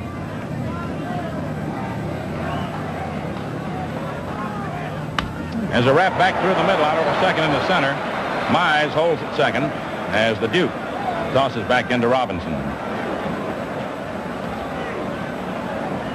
Woodling's second hit. 7 hits for the Yanks. Now let's see. Hank Bauer's getting up off the bench, taking off his jacket, and he may be going up to hit for Noren. He is. He's gone over the bat rack. As Stengel now counters with a right-hand hitter against a left-hand pitcher. Bauer has had only 1 hit in the series. That was in the second game. It was here. It was in the first inning. A looping single to right center. He's had only 1 out of 17. Noren had 3 hits in the series. 3 out of 10.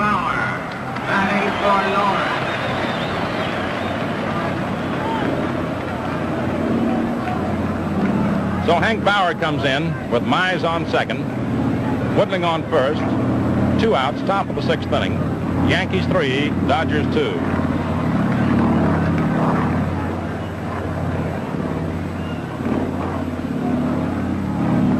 Low inside, ball 1. There are many factors to be taken into consideration as you watch the game. Again, with hoping that you will not misunderstand the remark, no criticism intended, but rather an actual fact, Mize is not a fast runner. And therefore, there is a possibility that even if Bauer should come through with a single, Mize might be thrown out the plate or he might be held at third. It's something to look for, in other words.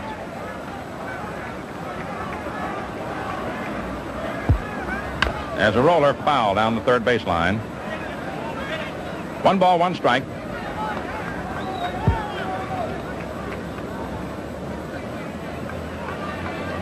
Red and I have been telling you throughout the series, almost in the beginning at least of the second game, how important each pitch has been. And we're constantly repeating it, but it's true. Ground ball foul down the third baseline. Strike 2, 1-2. And particularly today, we reach a peak in that department because every time a man cocks his arm and throws a ball, the World's Championship rides on it.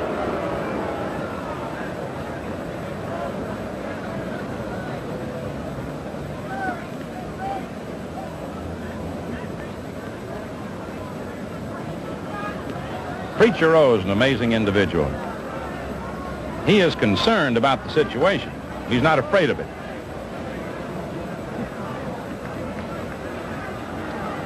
He is cagey. He's cunning. Mize on second, Woodling on first, 2 down. Bauer hitting for Noren, 1 ball, 2 strikes. Yanks 3, Dodgers 2, top of the 6th. And now Rowe takes a little too much time. Bauer steps out. Rowe backs off the hill.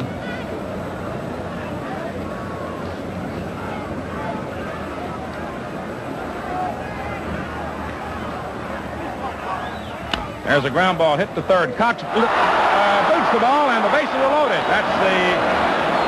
As he tried to play that short hop, the ball skipped by him. Pee Wee Reese making a magnificent back up on the play. It's an error for Cox.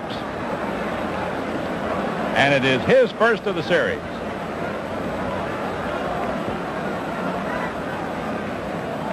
Bauer is a very fast runner, and that is why Cox had to charge that ball. And they're very tricky. You don't get to it just at the right instant. That ball will take that little short hop and skip by you sometimes. But take your hat off in the meantime to Pee Wee Reese for backing up the play to keep it from going into the outfield, prevented a score. So the bases are loaded, and here's Martin. Fly to center, single to center, 2 down. Whether the error will be costly or not remains to be seen. Ball 1, a little outside.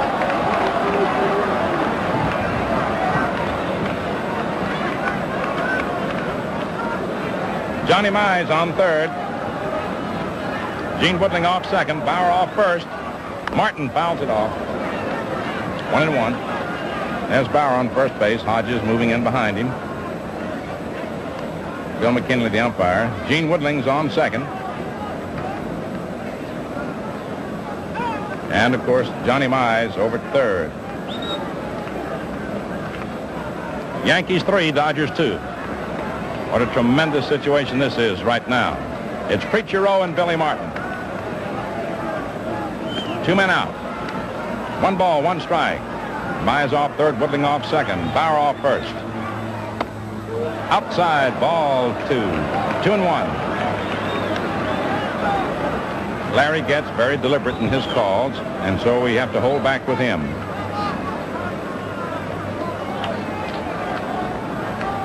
Outfield shaded a bit toward left. There's a high fly ball in center field. Duke Snyder getting under it. The wind blows it in a little. He comes in, makes the catch, and the Preacher pitches out of it. 1 run, 3 hits, 1 error, 3 left on.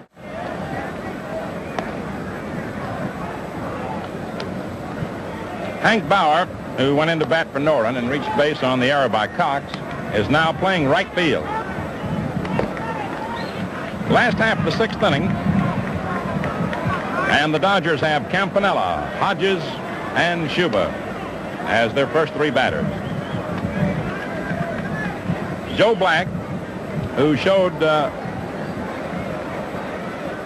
results of heavy duty in this series and was removed, may find that his pitching counterpart in this series, Allie Reynolds, it may be battling the same situation, arm fatigue. The Dodgers, in the last inning, hit some balls real hard off Reynolds after Allie had come in the 4th inning with the bases loaded, none out, relieving Lopat, and got out of the jam with but 1 run being scored. That charged to Lopat. Only a great catch by McDougald on a vicious liner by Robinson saved Allie in the last of the 5th. So here we are now, last of the 6th, 3-2 New York. High, ball 1 to Campanella. Roy bounced to Lopat and beat out a bunt on him. But now the Chief is working. There's a liner into right field for a base hit. Taken on a hop by Bauer. Throw comes back into Martin, and now the tying run is on first, and Hodges up, and the signal goes out to the Yankee bullpen for Vic Raschi to get up.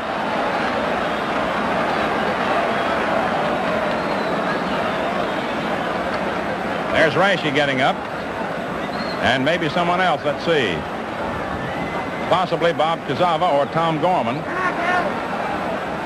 It's Bob Kazava, a left-hander. Hodges has hit 2 balls hard today, 1 to deep center and a liner to left.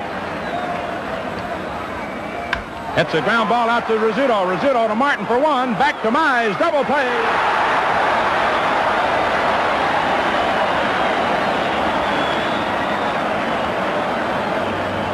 That's the 7th double play for New York, and again, Hodges hit the ball hard. Rizzuto had a tough chance to handle as he flashed to his right. That ball, I don't know whether you can see it on your screen or not, but that ball was well hit. And now Casey Stengel is going out to talk to Berra. Not going out to talk to Reynolds, he's talking to Yogi. He wants to find out how Reynolds is, I presume. Or either wants to tell him to go out and tell Allie how to pitch to Schuba, or to remind him about how they want to pitch to him, any number of things. Of course, Casey knows Reynolds, and he might have told Yogi, go out there and ask Allie, does he think he's got it or not? And the Chief has got it where the heart is, and when he's had his rest, he's got it where the arm is. But after all, he and Joe Black both are human beings, and they've really done their duty in this series. So here we are with George Schuba up, single to center and struck out, 2 down, last the 6th, 3-2 New York. Curve is swung on, hit sharply to second, grabbed by Martin. To Mize. Sides retired. The inning started out promising, but Hodges' sharp rap was gobbled up by the scooter and converted into the double play, the key play of the inning. No runs, 1 hit, no errors, no one left on. And the score at the end of 6 innings with totals. The Yankees 3 runs, 7 hits, 3 errors, 5 left on. Brooklyn 2 runs, 7 hits, 1 error, and 5 men left on.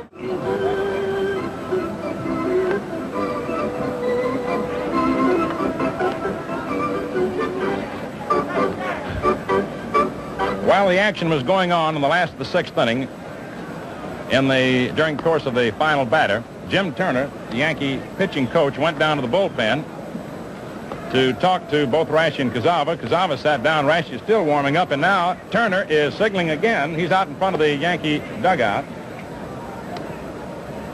And let's see. Reynolds is scheduled to lead off in the top of the 7th. There's Casey walking around. I don't know what they're signaling about. Ralph Houck is running in from the bullpen. He can't get the signal. Now Turner is going down there himself, number 31, with the mitt. Charlie Silvera. There's a big build-up to a terrific letdown. Seems that all that was going on was that Turner wanted to get a mitt out there, unless Houck is going to be used as a pinch hitter. Attention, please. The New York Yankees. Houck evidently is going to hit for Reynolds. Ralph Houck batting for Reynolds.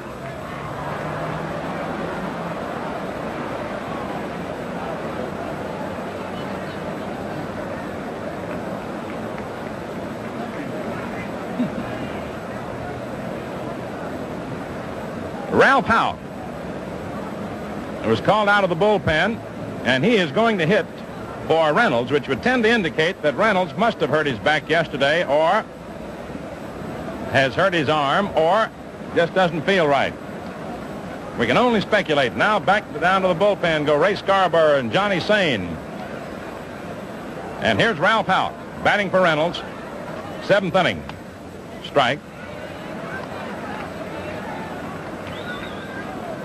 Houck is the Yankees' number 3 catcher, plays very sparingly, and that's why we were amazed when we saw him running in that he was going to be the pinch hitter for Reynolds.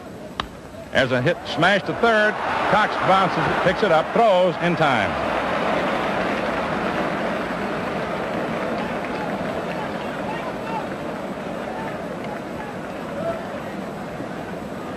One away, and the batter is Gil McDougall. Grounded to short, grounded to third, grounded to second.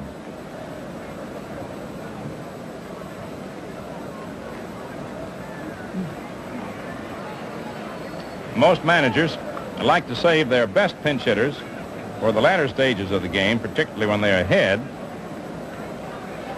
And so that may have been the reason for his using Houck here instead of someone perhaps like Jim Brideweser.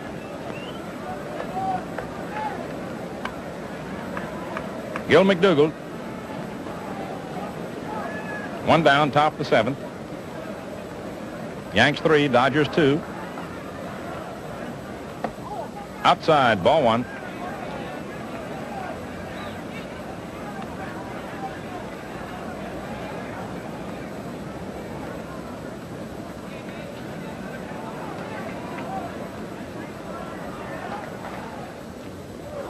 Slow delivery. Ball 2.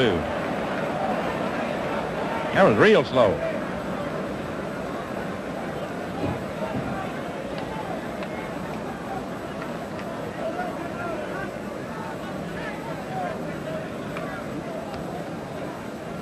Vic Grashy nearest the stands, and Johnny Sane warming up for New York.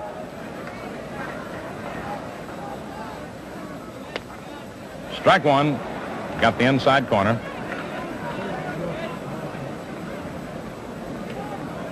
Two balls, one strike.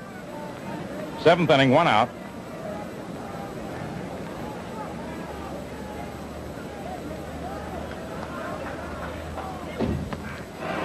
Took a good cut at that one.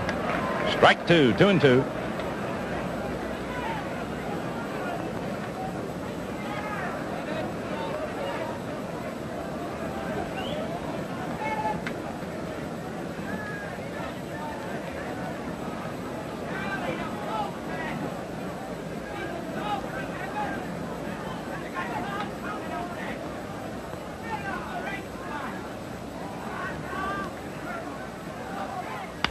There's a liner just over Robinson's head, dropping into right center for a base hit.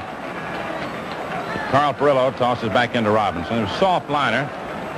And McDougall is on with a single to right field, right center. His fourth hit of the series.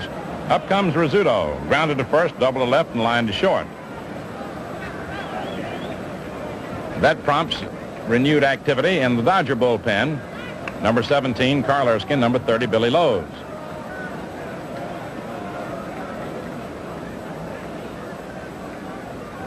Chuck Dressen to the front of the dugout to see what's going on down there. 1 on, 1 out. Yanks 3, Dodgers 2, seventh inning. In the final third of the ball game, unless we go extra innings.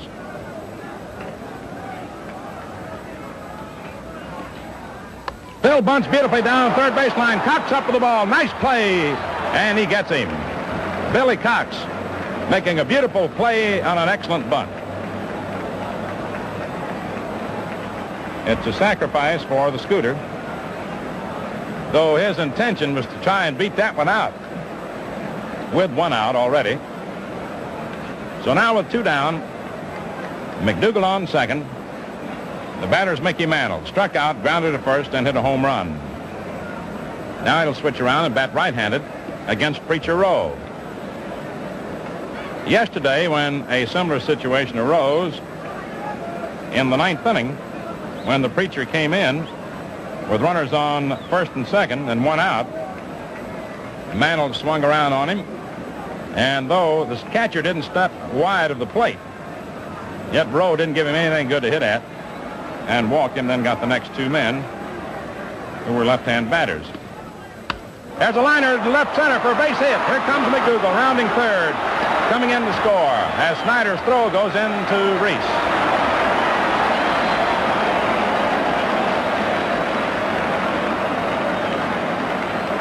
The magnificent Mickey, just 20 years old, driving in his second run, his 5th in the series, and his 10th base hit.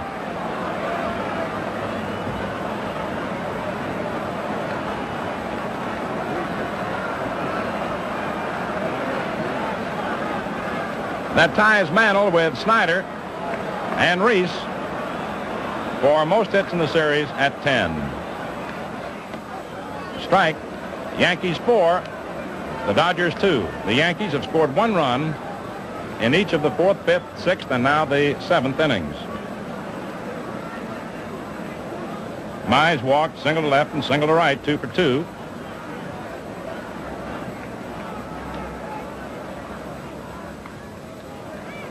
All off Black.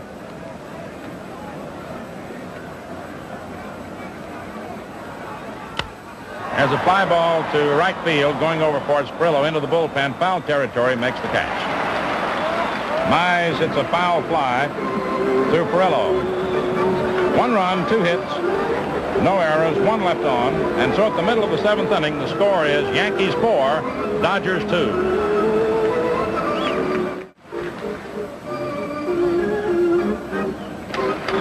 The new Yankee pitcher now is Vic Raschi, who worked yesterday's game and was removed in the 8th inning. Down the Dodger bullpen, you've got Erskine and Lowe's working away. Number 17 Erskine, number 30 Lowe's. And in the Yankee bullpen, nearest the stands is Ray Scarborough, and nearest the foul line is Johnny Sane.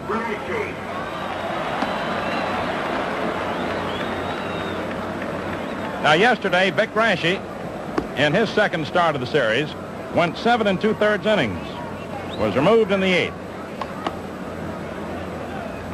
Vic, all year long, and the last couple of years, has been a great competitor, but a pitcher who has required his full quota of rest to be effective. He has never been an effective relief pitcher. If you will check back through the records, you'll find that he seldom, very rarely, has ever been used in relief. Don't believe he's used in relief at all this season. But he's coming on. Lopat worked 3 innings and Reynolds 3. Reynolds went 3 innings, allowed 3 hits, walked 1, struck out 2, and allowed 1 run. Now Joe Collins has gone in to play first base as Casey Stengel shifts to the defense.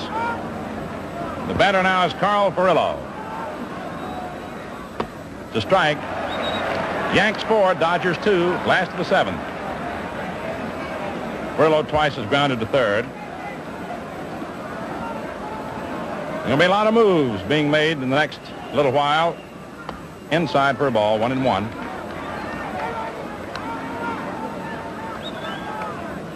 With Erskine and with Erskine and Lowe's heating up, we may have a pinch hitter for Rowe.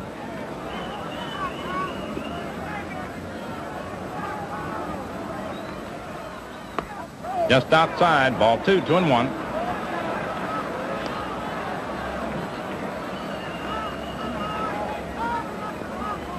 Paid attendance today, 33,195. 2 balls, 1 strike on Carl Furillo. Ball 3, inside.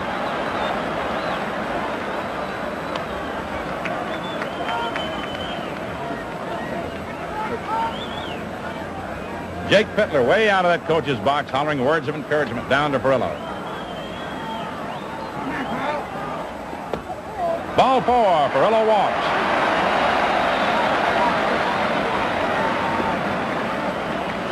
So the pot keeps boiling. Rocky Nelson is going up to bat for Preacher Rowe, number 32 at the bat rack.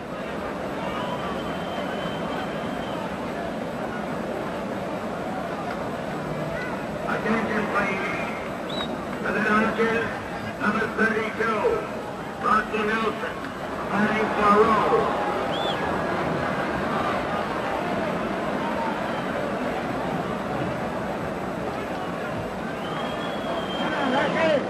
Chuck Dressen, the Dodger skipper, coaching at third, making his move. Rocky Nelson hitting for Preacher Rowe.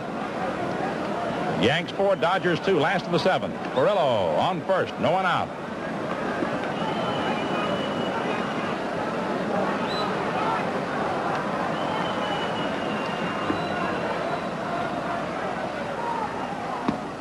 Ball 1 outside.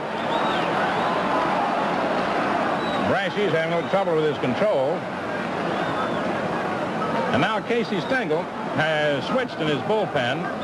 He has gotten Bob Casalva to throw in place of Scarborough, left-hander. Sane, the right-hander. Strike 1. 1 ball, 1 strike.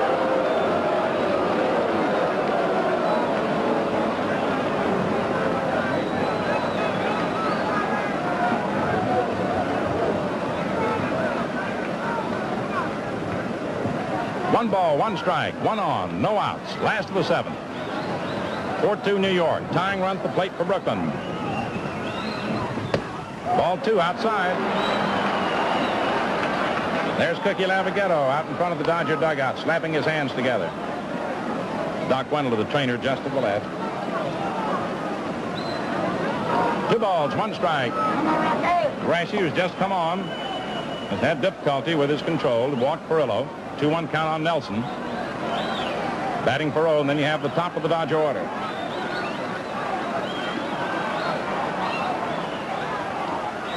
There's a fly ball, foul down the right field line and out of play. Count is 2-2. There's Casey Stengel slapping his hands together as he comes off the Yankee bench. And I'm telling you, they're just coming off the benches with every pitch. Billy Martin goes in to talk to Rashi.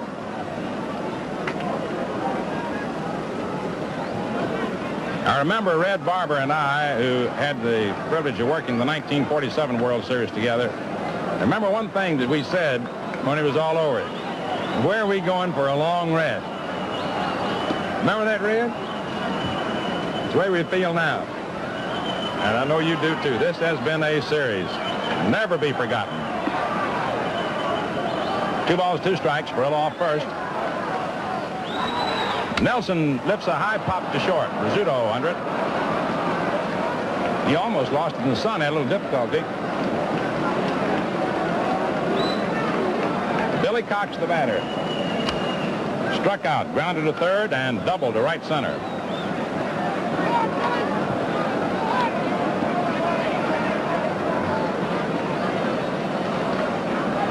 Grim determination on Billy's face. The seriousness of the situation exemplified and revealed beautifully by our fine cameras. Ball 1, just a little outside. Now you've gotten to the stage of the game where both sides are going to be a little touchy about the calls on those close pitches. Navigado just hollered out to Yogi when Yogi turned and said something to Larry Getz. 1 ball, no strikes.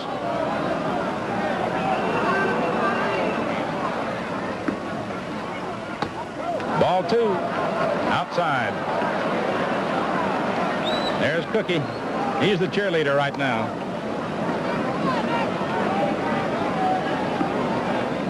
Look at the other Dodgers in the dugout. Tense.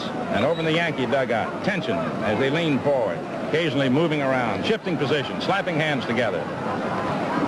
No more baseball after today. This is it. Every pitch is it. Come on, boy. Ball 3, low. There's Cookie. He's just tasting the situation. And there are the Yankees in the dugout. There's Jim Turner with his knees crossed. Boys moving around and about. And the fans in the stands are doing the same. 3 balls, no strikes. 1 out, 1 on. 4-2 New York. Strike 1, 3-1. And the bullpens, both are busy. Erskine and Lowe's. Kazava and Sane.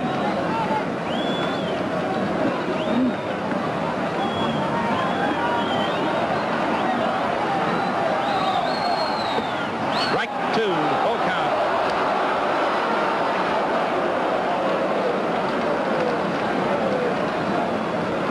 Yogi and Cox at the plate. Billy looking down at Chuck.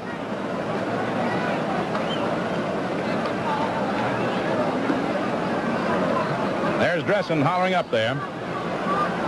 Perillo on first base, 1 out.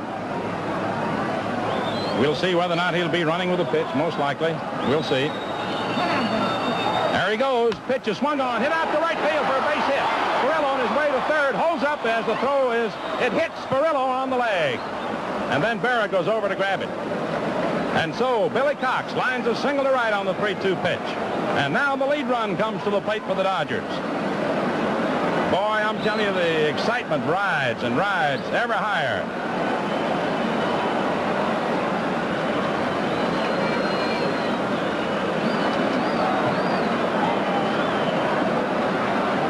These batters just won't leave these pitchers alone, I'll tell you that. And here is one of the most dangerous clutch hitters in the game. Spark plug of the Dodgers. The captain, the little Colonel Pee Wee Reese. And there's Casey Stengel. He's worried. And now Jim Turner. They signal down to the bullpen. And on deck is Duke Snyder. So that's the picture. Murillo on second. Cox on first. 1 out. Yanks 4. Dodgers 2. Last of the 7th. Reese fouls it off. Strike 1. I guess you heard that one hit up against the wire screen.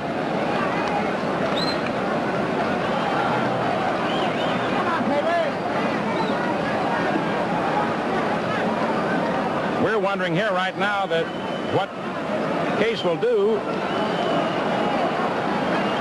barring the long ball, whether Rashi will even pitch to Snyder. But let's wait till that time comes.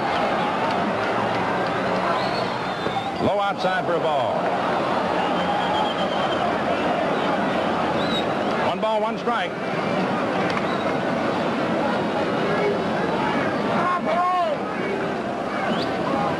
There's Casey hollering to Yogi. Murillo off second. Cox off first. 1 out. Yanks 4, Dodgers 2. Last the 7th.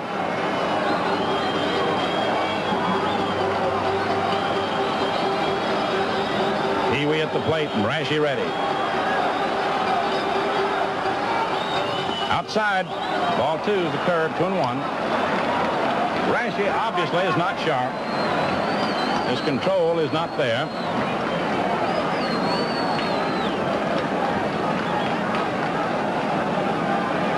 Two balls, 1 strike.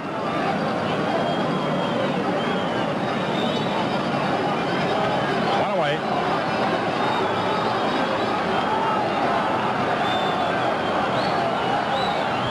Low, ball 3. Cookie Lamaghetto. He's really leading the cheers in the Dodger dugout. And now Casey Stengel coming out of the Yankee dugout is Chuck Dressen. Stands at third, wondering.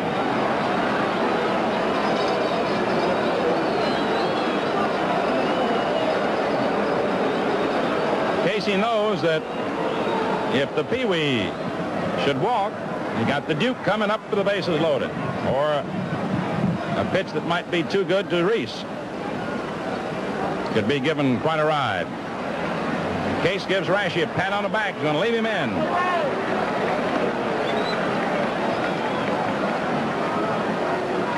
This is a time when, regardless of who you are, you need more than just a pat on the back. Down to the bullpen, Kazava and Sane both getting ready.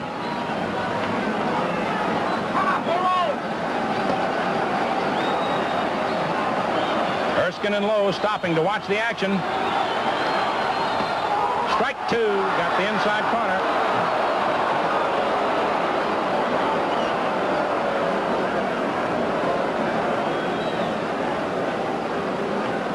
So you've got a full count.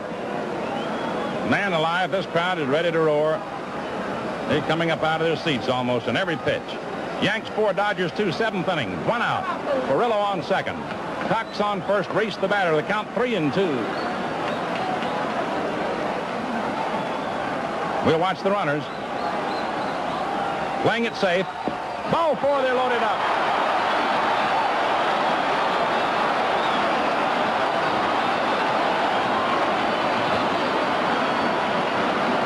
And now to the dugout. Out of the dugout into the mound goes Casey Stengel. And the Duke is the batter. So, Case may bring in Bob Kazava, a left-hand pitcher. We're not certain. We'll watch him. He's going to have somebody come in. Kazava. Casey hollered to plate umpire Larry Getz. It's Kazava, a left-hand pitcher. Here he comes.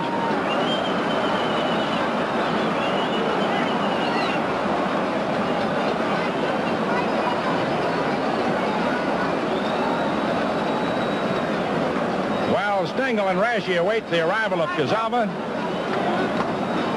Off to the right of home plate, the Duke with Jackie Robinson and the Dodger bat boy. And Jackie is talking to the Duke. And boy, here's your chance.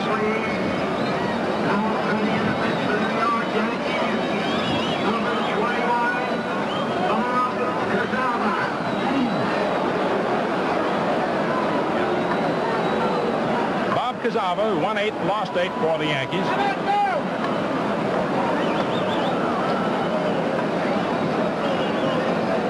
From Wyandotte, Michigan. A 6'2", 200-pounder. Blue eyes, blonde hair.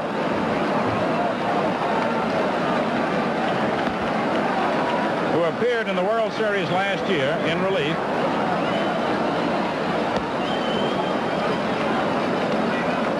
Pitched 1 inning in relief last year. He's had a lot of tough assignments in his career, but none tougher than this one.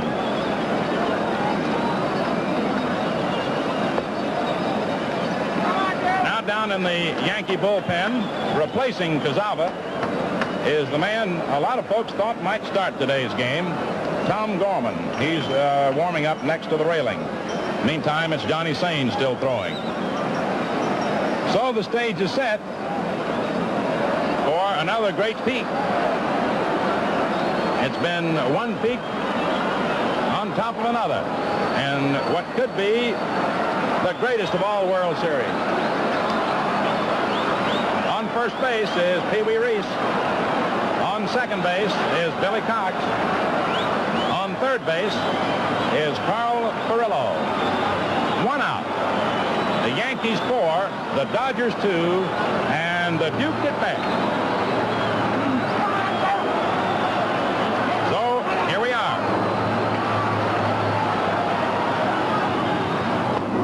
Strike 1, fastball.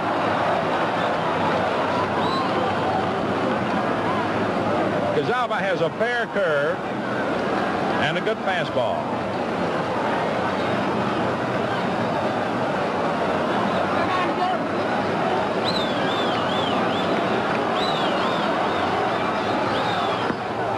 Outside, ball 1, 1-1.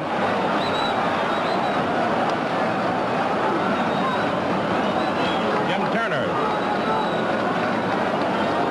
hollers out to Martin about something.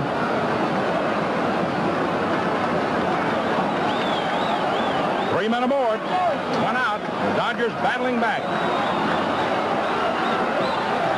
Foul ball over the Yankee dugout. Strike 2, 1-2. Berra calls time now to go out and talk to Kazava. And there's Casey. Heart pumping a mile a minute. And who can blame him? The Yankee skipper, hoping to achieve 4 consecutive World Championships. The Dodgers in here battling valiantly to achieve their first. And this is the day it's going to be decided. And this could be the moment. Jake Pittler cutting up a storm at first. 3 men leading away. The Duke takes a curve inside, 2-2. And the crowd oohing and eyeing.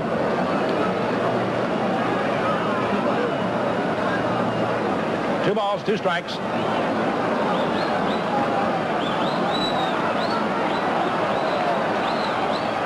Ball 3.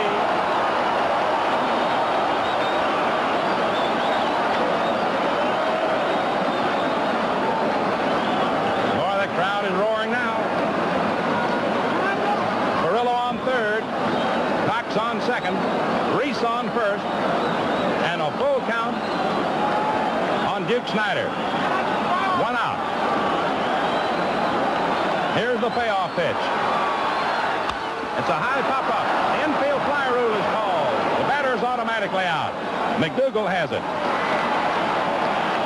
So a tense moment there. And the tension still holds because the bases are still loaded and the batter is Jackie Robinson.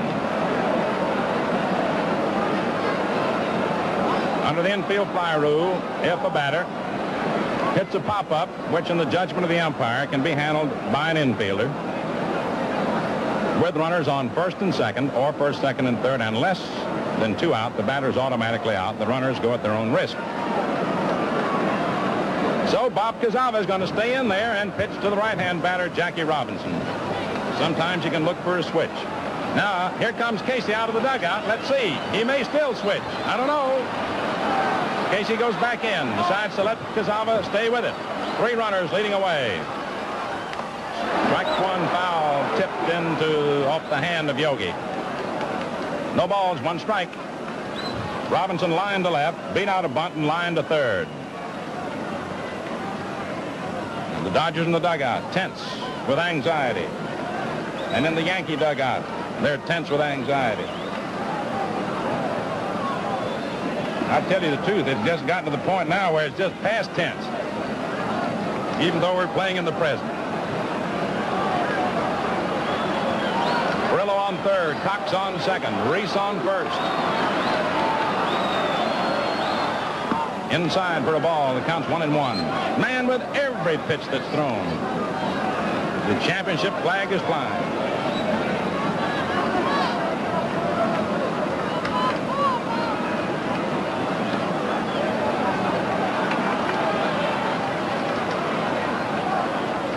Kazava decides to back off a little. Jim Turner comes to the front of the Yankee dugout, hollering something to Kazava. 1 errant pitch can make the difference. Just outside, ball 2. Yogi didn't like the call. Now Getz says something back to Yogi. Veins are starting to pop in the necks of everybody around now. It's rough and tough.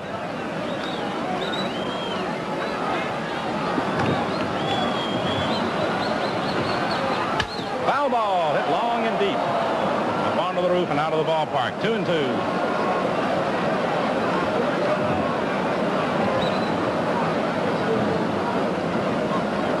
There's Case taking a look at that one.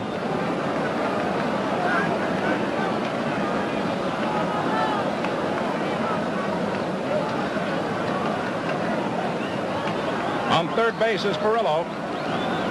On second base, Cox. On first base, Reese.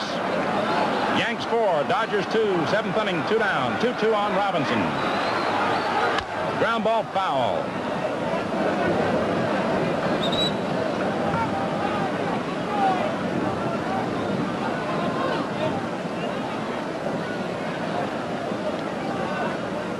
The Gillette Safety Razor Company, delighted to be able to bring you all these peak moments of World Series drama. I just don't believe there's been anything ever any greater in baseball.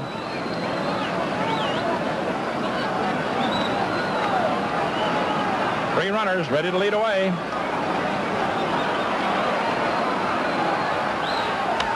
It's a high pop-up. Who's going to get it? Here comes Billy Martin digging hard, and he makes the catch at the last second. How about that? There was the ball that the wind held up. And even though it was just a high pop-up, Billy Martin still had to lunge for the ball. Man, it's been a great series. It still is. We got 2 more innings at least to go. And a great job of clutch pitching by Bob Kazava. No runs. 1 hit, no errors, and 3 big men left on. The score at the end of 7 innings, Yankees 4, Dodgers 2. And now Carl Erskine returns to the wars for the Dodgers.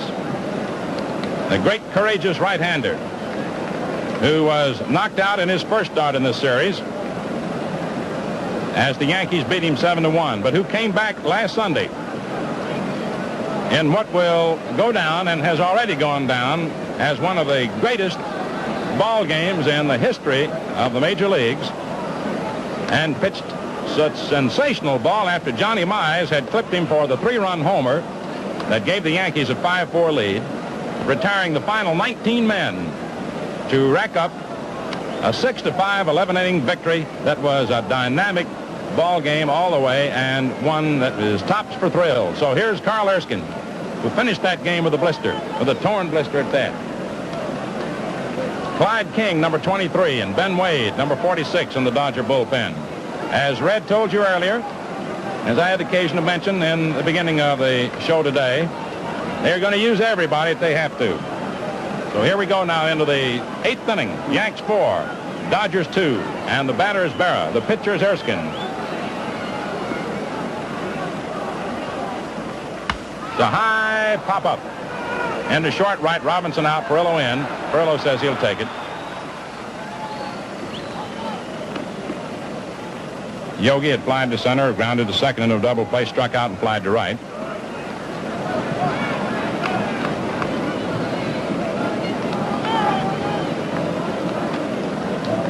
Up comes Gene Woodling. Erskine, before this relief appearance, had worked 16 innings in the series, giving up 11 hits and 9 runs, walking 9, striking out 10, winning 1, losing 1. Woodling flied to left homeward, single to center.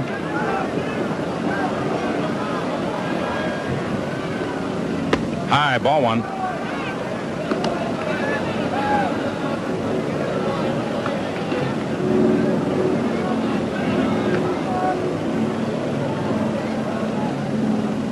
The let-up pitch is in there for a call strike, 1-1. Gave him that big motion. Took a little off the fastball.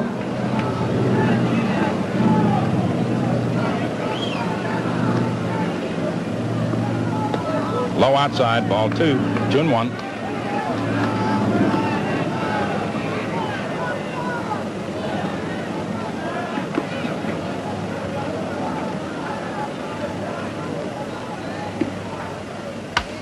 Line drive to Hodges. 2 away. And up comes Hank Bauer. Safe on an error in the 6th inning when he batted for Noren, with Preacher Rowe having come on at that point to relieve Joe Black.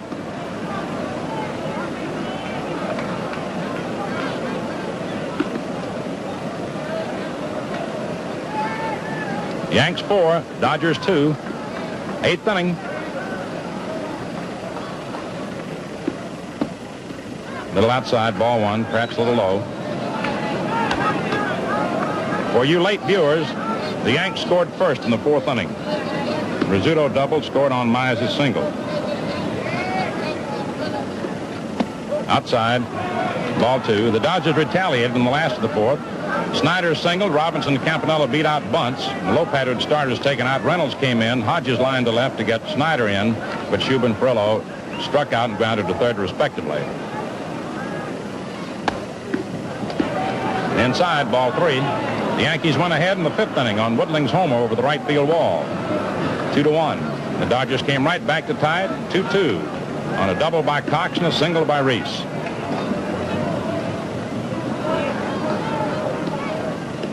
Foul back. Hank had the green light on a 3-0 pitch. The Yanks went ahead 3-2 in the 6th inning on Mantle's homer over the right field wall. Then they made it 4-2 in the 7th. McDougal single, Rizzuto sacrifice, and Mantle single to left. That was off the Preacher.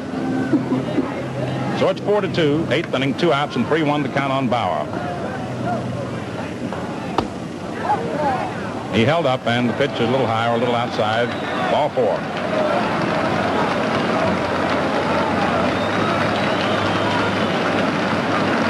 Up comes Billy Martin, getting a round of applause for his fine catch on what normally would have been a routine play on Robinson's pop-up to end the dramatic 7th inning. But the wind held it up, and Billy had to really go hard. He's got something smeared under his right eye. I don't know whether that's intentional or not. Johnny Mize will often put his finger in some water and into the black dirt, rub under his eyes to protect against sun, the glare of the sun. That may be what Billy has done, too. As a liner in the center, the Duke coming. He has it. No runs, no hits, no errors, 1 left on. And so at the middle of the 8th inning, the score is Yankees 4, Dodgers 2. And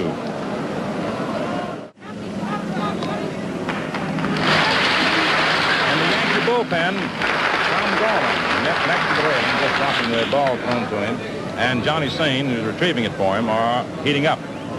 Just a moment to ask for last half of the 8th inning.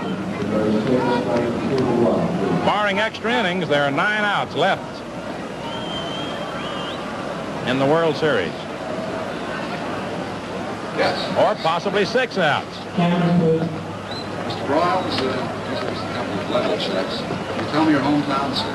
Los Angeles, California. Ball 1. Where are you traveling? Campanella bounced the pitcher, beat out a bunt, single to right. Chicago, Bloomington, Kansas Could City. very well be just 6 outs left. Practically all aboard. Okay, Don? Just a little more projection. Ball 2. Speak up just a little. 2 balls, no strikes. Casey comes back up off the Yankee bench again. Bill Wolf, Walking over to the cooler and looking I live down in Los the Angeles bullpen. also, Tommy. I mean, Bob. You know, in games like these, that water cooler takes a beating. These two ladies will have... Players let off a little nervous energy, just walking over to the Where's cooler. your home? Cape Town, South Africa. Miss Heft? Strike one. Michigan. 2-1. Okay. Let's try the first one again. Gil Hodges on deck. Just a little bit for us, please. Cape Town, South Africa. Where are you traveling now? Where do you go from Chicago? I'm going to Ball 3. 3-1. From Detroit, where? New York. Campanella just had his look. Tell me where your Dressing home for is. either the hit or take. California. And you're going where from here? I'm going to Niagara Falls and then to... Strike 2. Full count. None of you watch the microphones. It looks as though you're expecting inspiration. No. Just ignore it.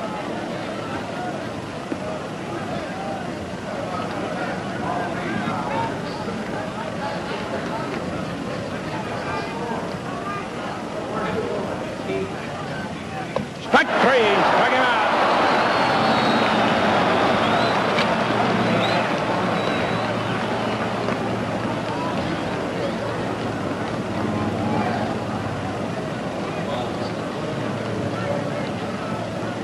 That ties a record for a 7-game series. Most strikeouts by a club, 48. That's the 48th Dodger to go down swinging, or at least 48 strikeouts against the Dodgers collectively. The Chicago Cubs in the 45 World Series in 7 games had that number of strikeouts. Strike call to Gil Hodges. Gil's hit 3 balls hard today. Mantle went back to the center field fence to take his fly. He lined to left with the bases loaded in the 4th to get 1 run in and grounded to short into a double play. Now, Larry Getz is warning somebody in the Dodger dugout. Can't see who it is. It was over in the extreme right corner of the dugout. The extreme right corner. Way over into the corner. Can't see who it is.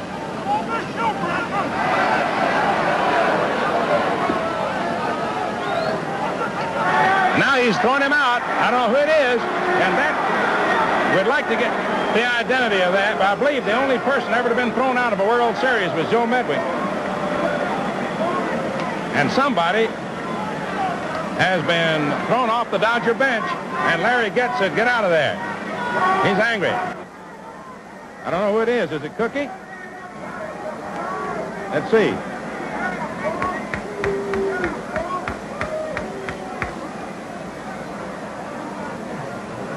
Ralph Branca. It is Ralph Branca. And if memory serves me correctly, he is the 2nd player in World Series history ever to be thrown out. Certainly the first non-combatant, so to speak. Inside for a ball. That is to say, not in the game itself.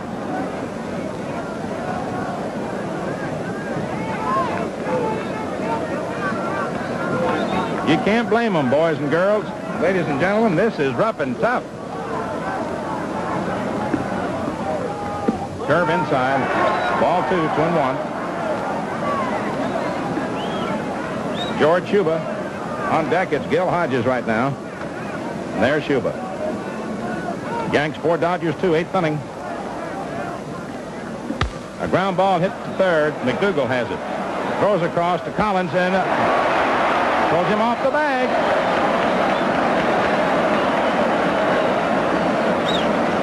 That's 2 throwing errors for McDougal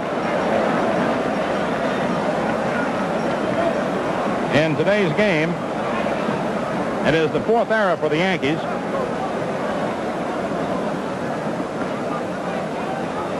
And we're going to have a pinch hitter, Andy Pafko, batting for Shuba. Number 48, Andy Pafko. Tommy Holmes has run down to the Dodger bullpen to loosen up. He'll go in to play left field.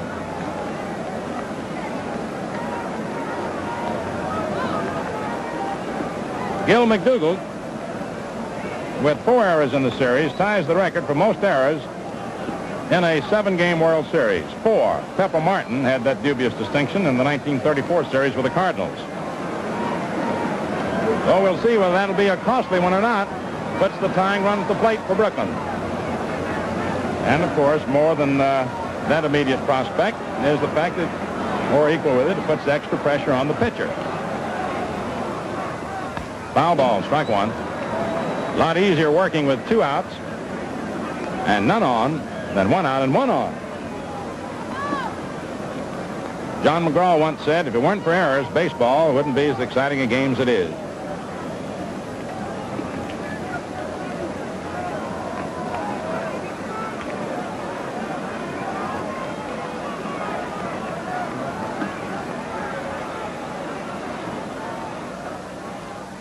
Curve inside, 1-1.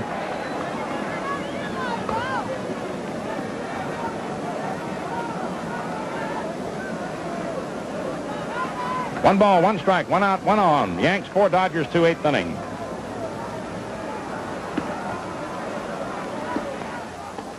Inside, ball 2, 2-1.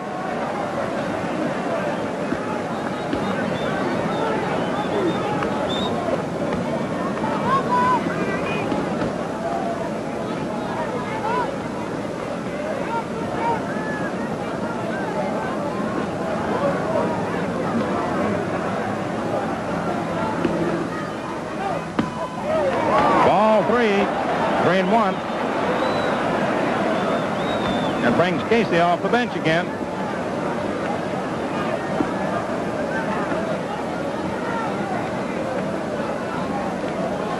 Carl Perillo is the next batter.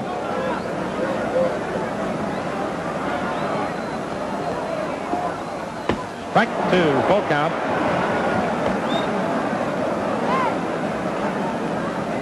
Perillo on deck.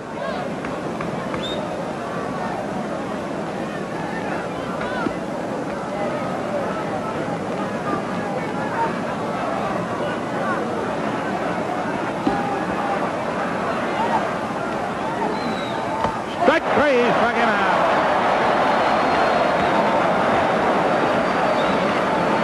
And thereby a new record has been established by the Dodgers of 49 strikeouts for a 7-game series, erasing the old mark of the Cubs, which the Dodgers just tied a moment ago in this inning. Carl Perillo steps in. Grounded to third twice and walked.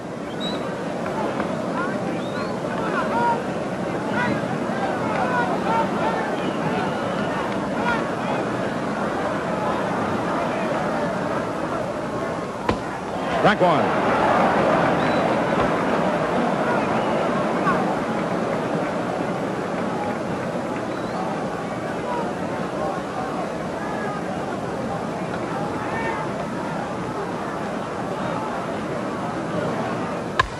There's a long drive to left field. Whitney going back, and he's got it. That ball started out, had the Pope standing up. No runs, no hits, 1 error, and 1 left on. And the score at the end of 8 innings of play, Yankees 4, Dodgers 2.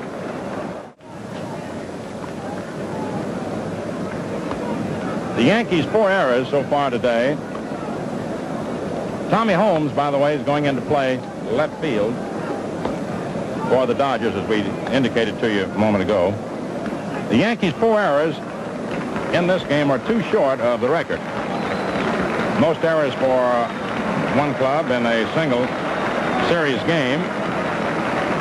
The White Sox in 1906 and again in 1917, and the Pittsburgh Pirates in 1909. Bob Cazava getting a hand as he comes up to lead off in the 9th inning.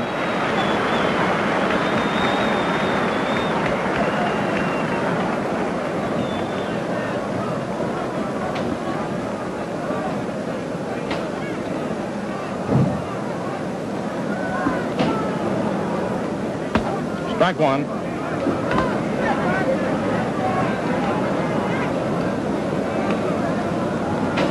Carl Erskine pitching for the Dodgers.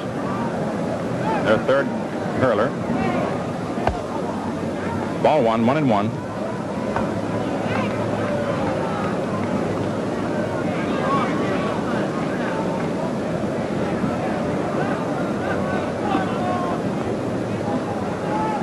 Foul ball back of first out of play up onto the roof. Cameramen busy up there working away.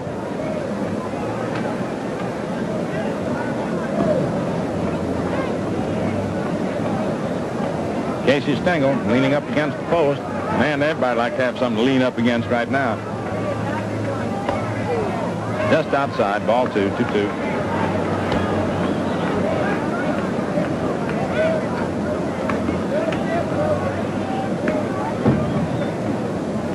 Two balls, two strikes. Foul ball again, out of play.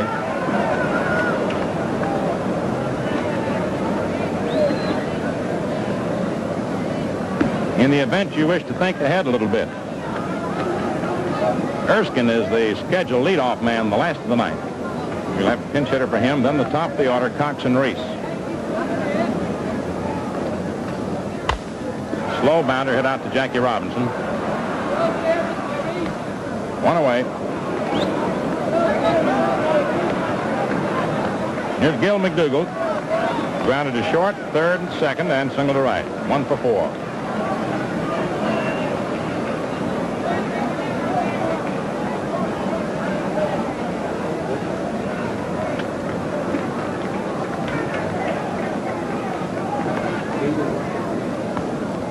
Clyde King, 23. Ben Wade, 46. In the Dodger bullpen. Heating up against two possibilities. Erskine let down the top of the ninth, or the Dodgers tying it in the last of the ninth. Strike one to McDougall.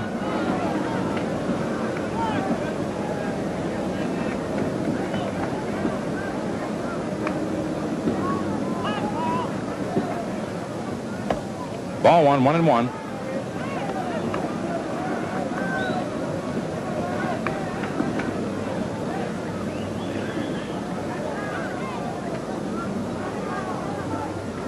Lit up deliveries low outside, ball 2.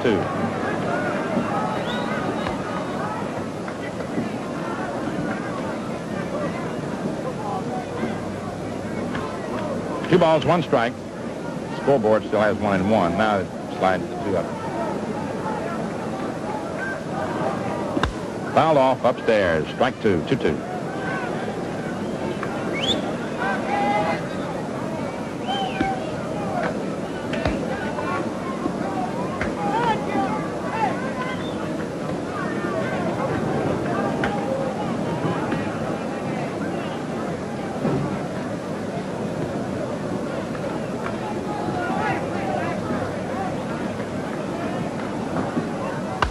Line drive right back through the middle in the center for the base hit. Snyder tosses back into Robinson, and McDougall holds on at first with a single to center. It's his 5th series hit. Up comes Rizzuto. Grounded to first, double to left, line to short, and sacrificed.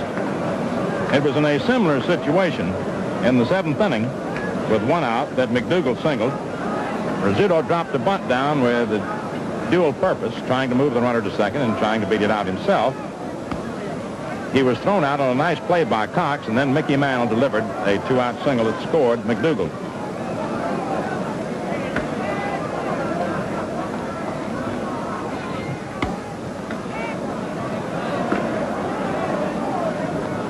The Dodgers realize that Rizzuto can hit and run as well as bunt, so they're trying to hold McDougall as close as possible. Ball 1. They do not figure McDougall to try to steal, particularly, though you have to watch for every possibility.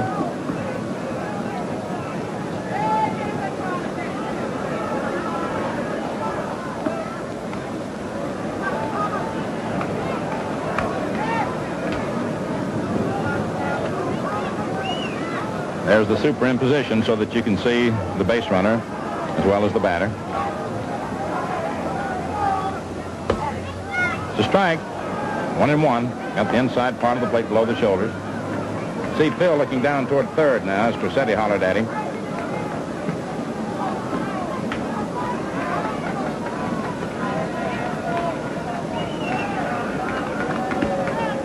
1 ball, 1 strike, 1 out, top of the ninth. Yanks 4, Dodgers 2.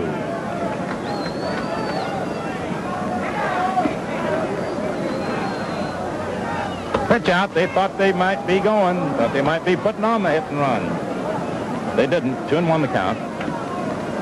Now there's Rizzuto again looking at Cressetti. Bill steps out, has another look. Now addressing whistles to Campanella. So we'll see. Don't be surprised if it's hit and run or another pitch out. Throw to first, and he just got back. There's that whistle from Chuck again to Campanella. Roy looked around. Hear that whistle? That's dressing the dugout, getting Campanella's attention. And the battle of wits goes on. A lot goes on in a ball game that you seldom have a chance to see or hear. Another throw over.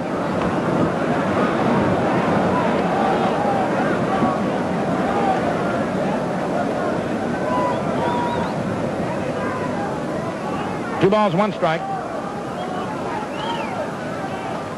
Again. That one almost thrown away.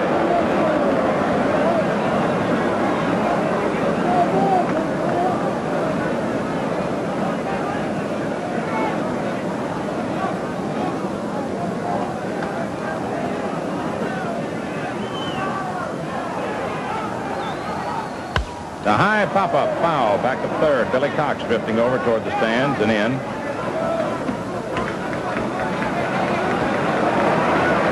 Two outs, and here's Mickey Mantle. Struck out, grounded to first, homered and single. Driven in 2 runs. Regardless of the outcome of the series,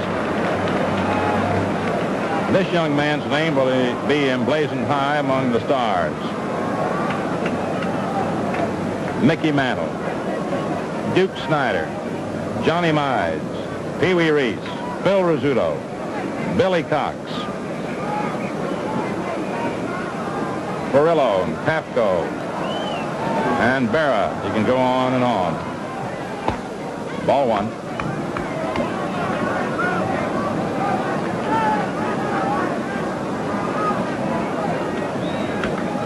As a matter of fact, it really isn't fair to single out anyone. Of course, we didn't name any of the pitchers. They're all in for their share of glory. But every man has fought his heart out in this series. Ground ball grabbed beautifully by Gil Hodges to convert it into the putout.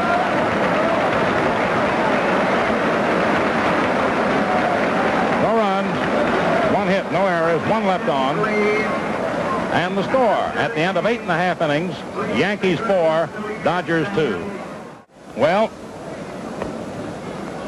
here we are.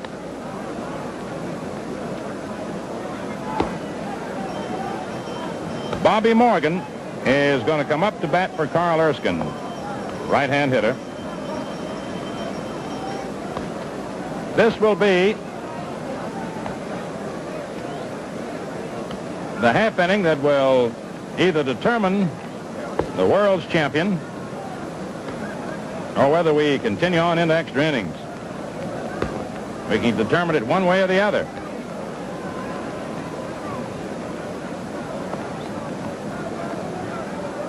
So Bobby Morgan comes in to bat for Erskine. Billy Cox and Pee Wee Reese to follow. Gorman and Sane in the Yankee bullpen. The Dodger bullpen alive. King and Wade. Yanks 4, Dodgers 2, last of the ninth. High foul out of play, back of third, strike 1.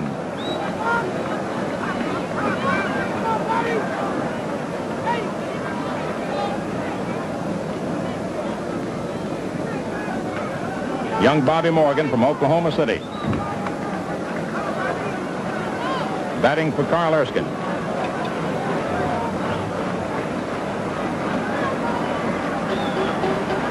You can be sure nobody's left this ballpark either. There's a fly ball, hit the left. Woodling back there has it. 1 away.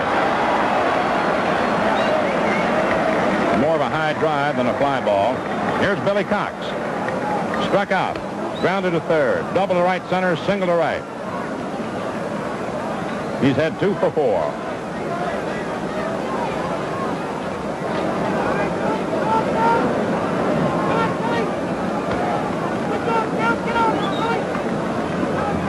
Dodgers still in there battling. Strike 1. Now the Yankees have 3 men warming up. Gorman, Sane, and Ray Scarborough. Curved, a little low. 1 ball, 1 strike.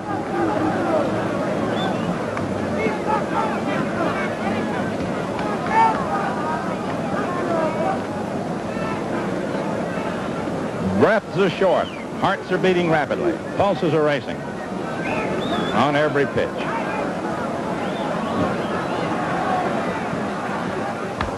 Strike 2. He fouls it back to the screen. 1-2.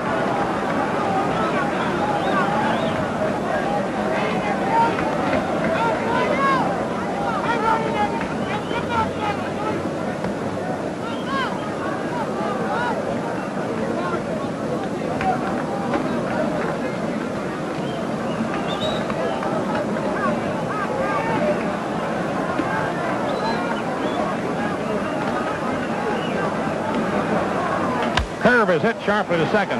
Martin has it. Throws to Collins, 2 away.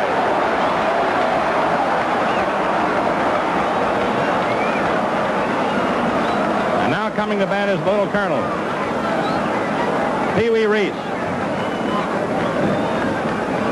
And on deck is a guy named Duke Snyder. And so the situation is right now with Cazava and Reese. Casey Stengel hollers, hey, look out for the bunt. Time call. McDougal calls time. He wants to say something to Cazava. Casey hollers, look out for the bunt. Because what the Dodgers need is a man on with the Duke coming up to have that tying run at the plate. Inside, ball 1. Chuck Dressen slapping his hands together. The way this series has been going, anything can happen, and it has. High, ball 2. 2 balls, no strikes. There's Chuck Dressen giving his signal to the Pee Wee. Billy Martin trying to come in and settle Cazava down.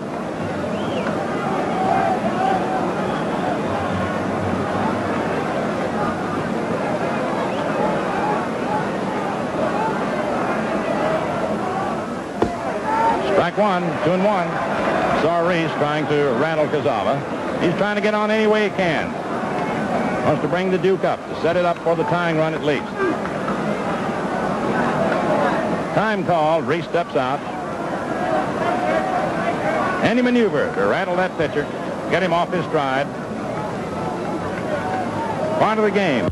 2 balls, 1 strike. 2 down. Last half of the 9th inning. Yanks 4, Dodgers 2.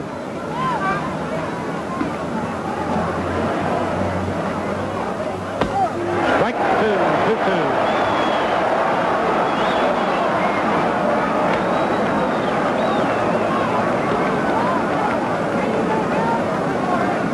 At Yogi from the Yankee bench. Yogi looked around.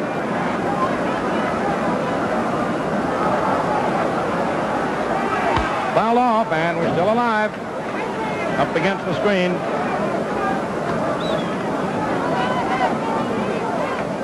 That's where the boys who are doing the radio version of the series are sitting.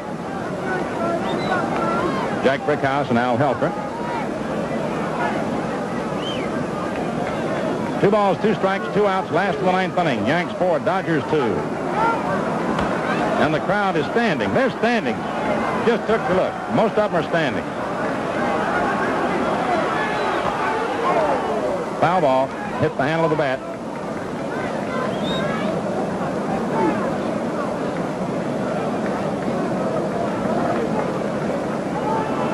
Anticipatory or not, policemen have just moved into the Yankee dugout and over to the Dodger dugout.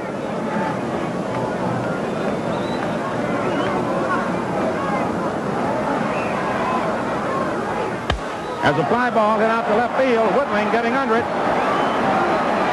And the Yankees are champions. And look at Barrow, piggyback riding Bob Cassava. The Yankees for the 4th consecutive time. And boy, they're pounding that Cassava for a tremendous relief job. Look at him go. Well, the Yanks are happy. They had to do it the hard way again. They've always won the big one, and again they did it. And the final score, the New York Yankees, 4 runs, 10 hits, 4 errors. The Brooklyn Dodgers, 2 runs, 8 hits, 1 error. In a moment, we'll review the highlights of the game for you. Well, Red, the camera is back on us, and it was a tremendous series. Congratulations, Mel, on a great job, and congratulations to the New York Yankees for the second time,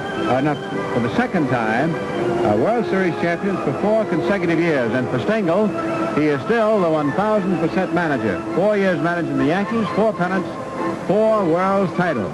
It was a great World Series. Our congratulations go to both ball clubs, and especially to the again champions of the world, the New York Yankees.